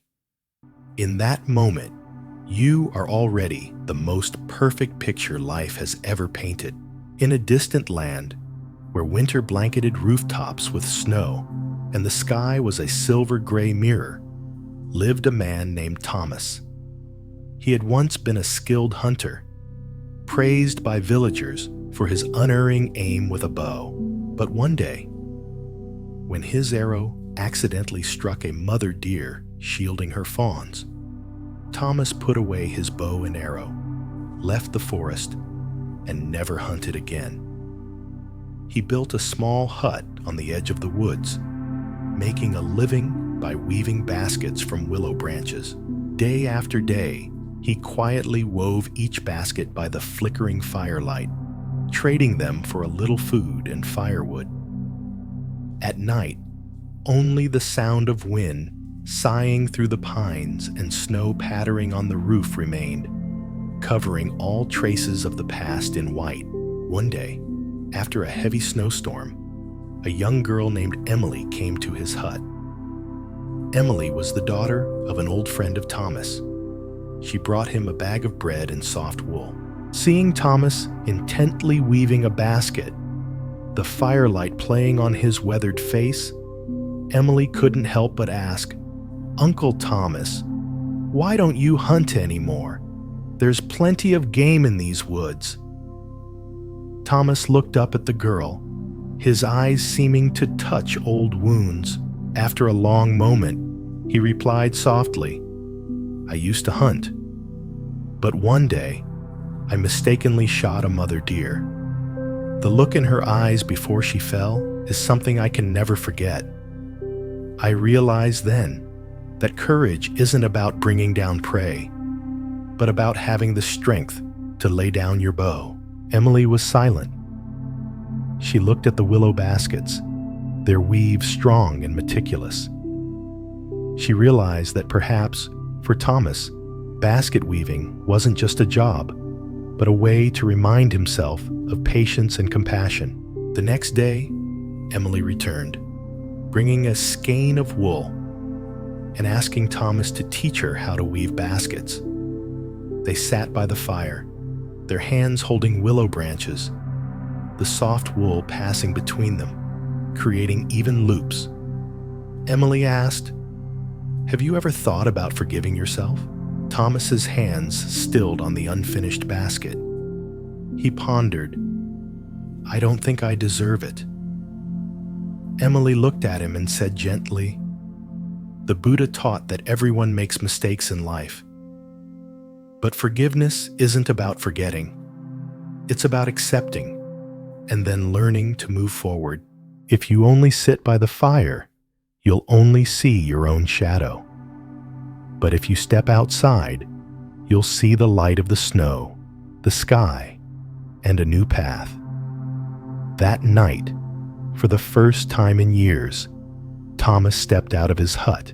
The night sky sparkled with stars, and the white snow stretched like a carpet beneath his feet. He took a deep breath, listening to his own breath dissolve into the silent expanse.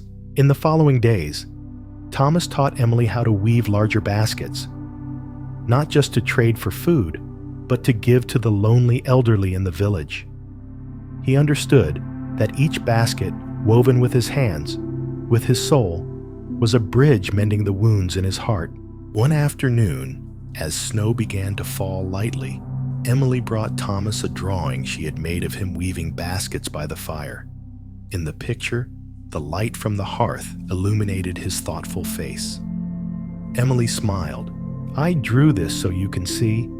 You're not just an old hunter, but someone who weaves bridges between people, between the past and the present." Thomas held the drawing, his hands trembling slightly. He understood that forgiveness wasn't something bestowed by others, but a gift one gives oneself.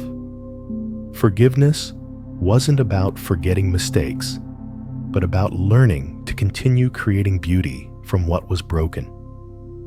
That night, by the flickering fire, Thomas sat quietly looking at the pile of baskets in the corner. The wind howled outside the window.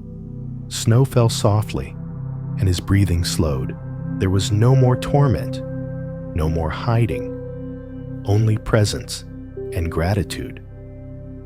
The Buddha once said, "No matter what anyone says, you are still you. No one can change your mind but yourself. When the mind is at peace, everything else will be at peace." If you are listening to this story, amidst the worries and rushes of daily life, pause for a moment. Close your eyes. Place your hand on your chest and listen to your heartbeat. Let your gentle breath reach the deepest part of your heart, where old wounds once bled, where regrets still linger. In that moment, you will realize you don't need to erase the past. You don't need to run away. Just be present with gratitude and forgiveness. Forgive others and forgive yourself. And then you will see, in the slowness of your breath, in the wind and falling snow outside, something magical is happening. It is peace, right in the middle of life. On a small island in the vast blue sea stood a lighthouse, its tall white tower a beacon against fierce waves and stormy skies. Its keeper was a woman named Julia. People often said Julia was peculiar. For 15 years, she had lived alone on this desolate island, never leaving, never interacting with anyone except the supply boat crew that arrived once a month. But only Julia knew why she had chosen this life. Years ago, as a young woman, she had been a talented concert pianist, performing on the grandest stages.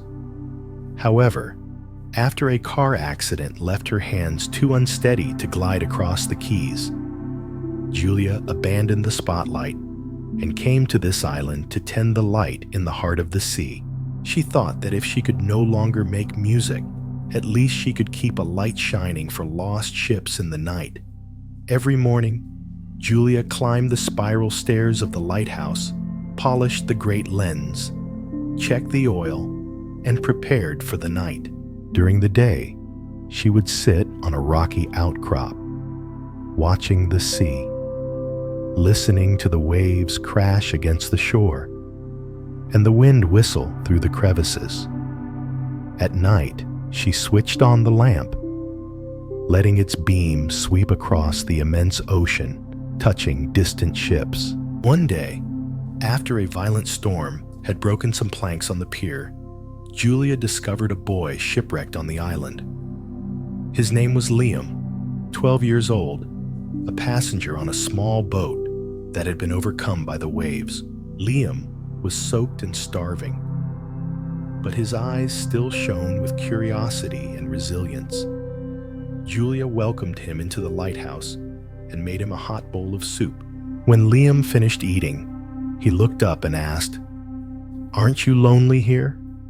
Julia paused for a moment, then replied, "There are times I feel empty, but when I see the lighthouse beam cutting through the darkness, I know I'm doing something meaningful." For the next few days, while waiting for a rescue boat, Liam stayed on the island. He followed Julia up the lighthouse, listening to her stories about the ships this light had guided through stormy nights. One afternoon, as a brilliant sunset painted the sea, Liam asked, "Do you miss playing the piano?" Julia gazed into the distance. "I do, but my hands can't play anymore. I'm afraid the music inside me has died." Liam shook his head. The Buddha once said that music isn't in the hands, but in the heart. Even if you can't play, you still keep the light for the sea. You still hold the rhythm of the wind. That's music too. Julia looked at the boy, her eyes welling with tears. She understood she had been mistaken. Music wasn't just the sound of keys resonating, but also the rhythm of the waves, the sound of the wind, and the light emanating from the lighthouse. She suddenly remembered old melodies, not with regret, but with the realization that even though she no longer played, she was still composing the music of her life. With light, with breath, with every step on the lighthouse stairs. The day the rescue boat arrived for Liam, he turned back to look at Julia and said softly, "Please keep the light shining, so those who are lost at sea can still find their way home." Julia nodded, her gaze steady, as if the light from the lamp had seeped deep into her soul. That night, after Liam had left, Julia climbed the lighthouse, switched on the brilliant lamp, and watched its beam sweep across the inky black sea. She no longer saw herself as a woman broken by loss, but as a keeper of the flame of resilience, the flame of faith, the flame of life. The Buddha once taught, "Within every person there is a light.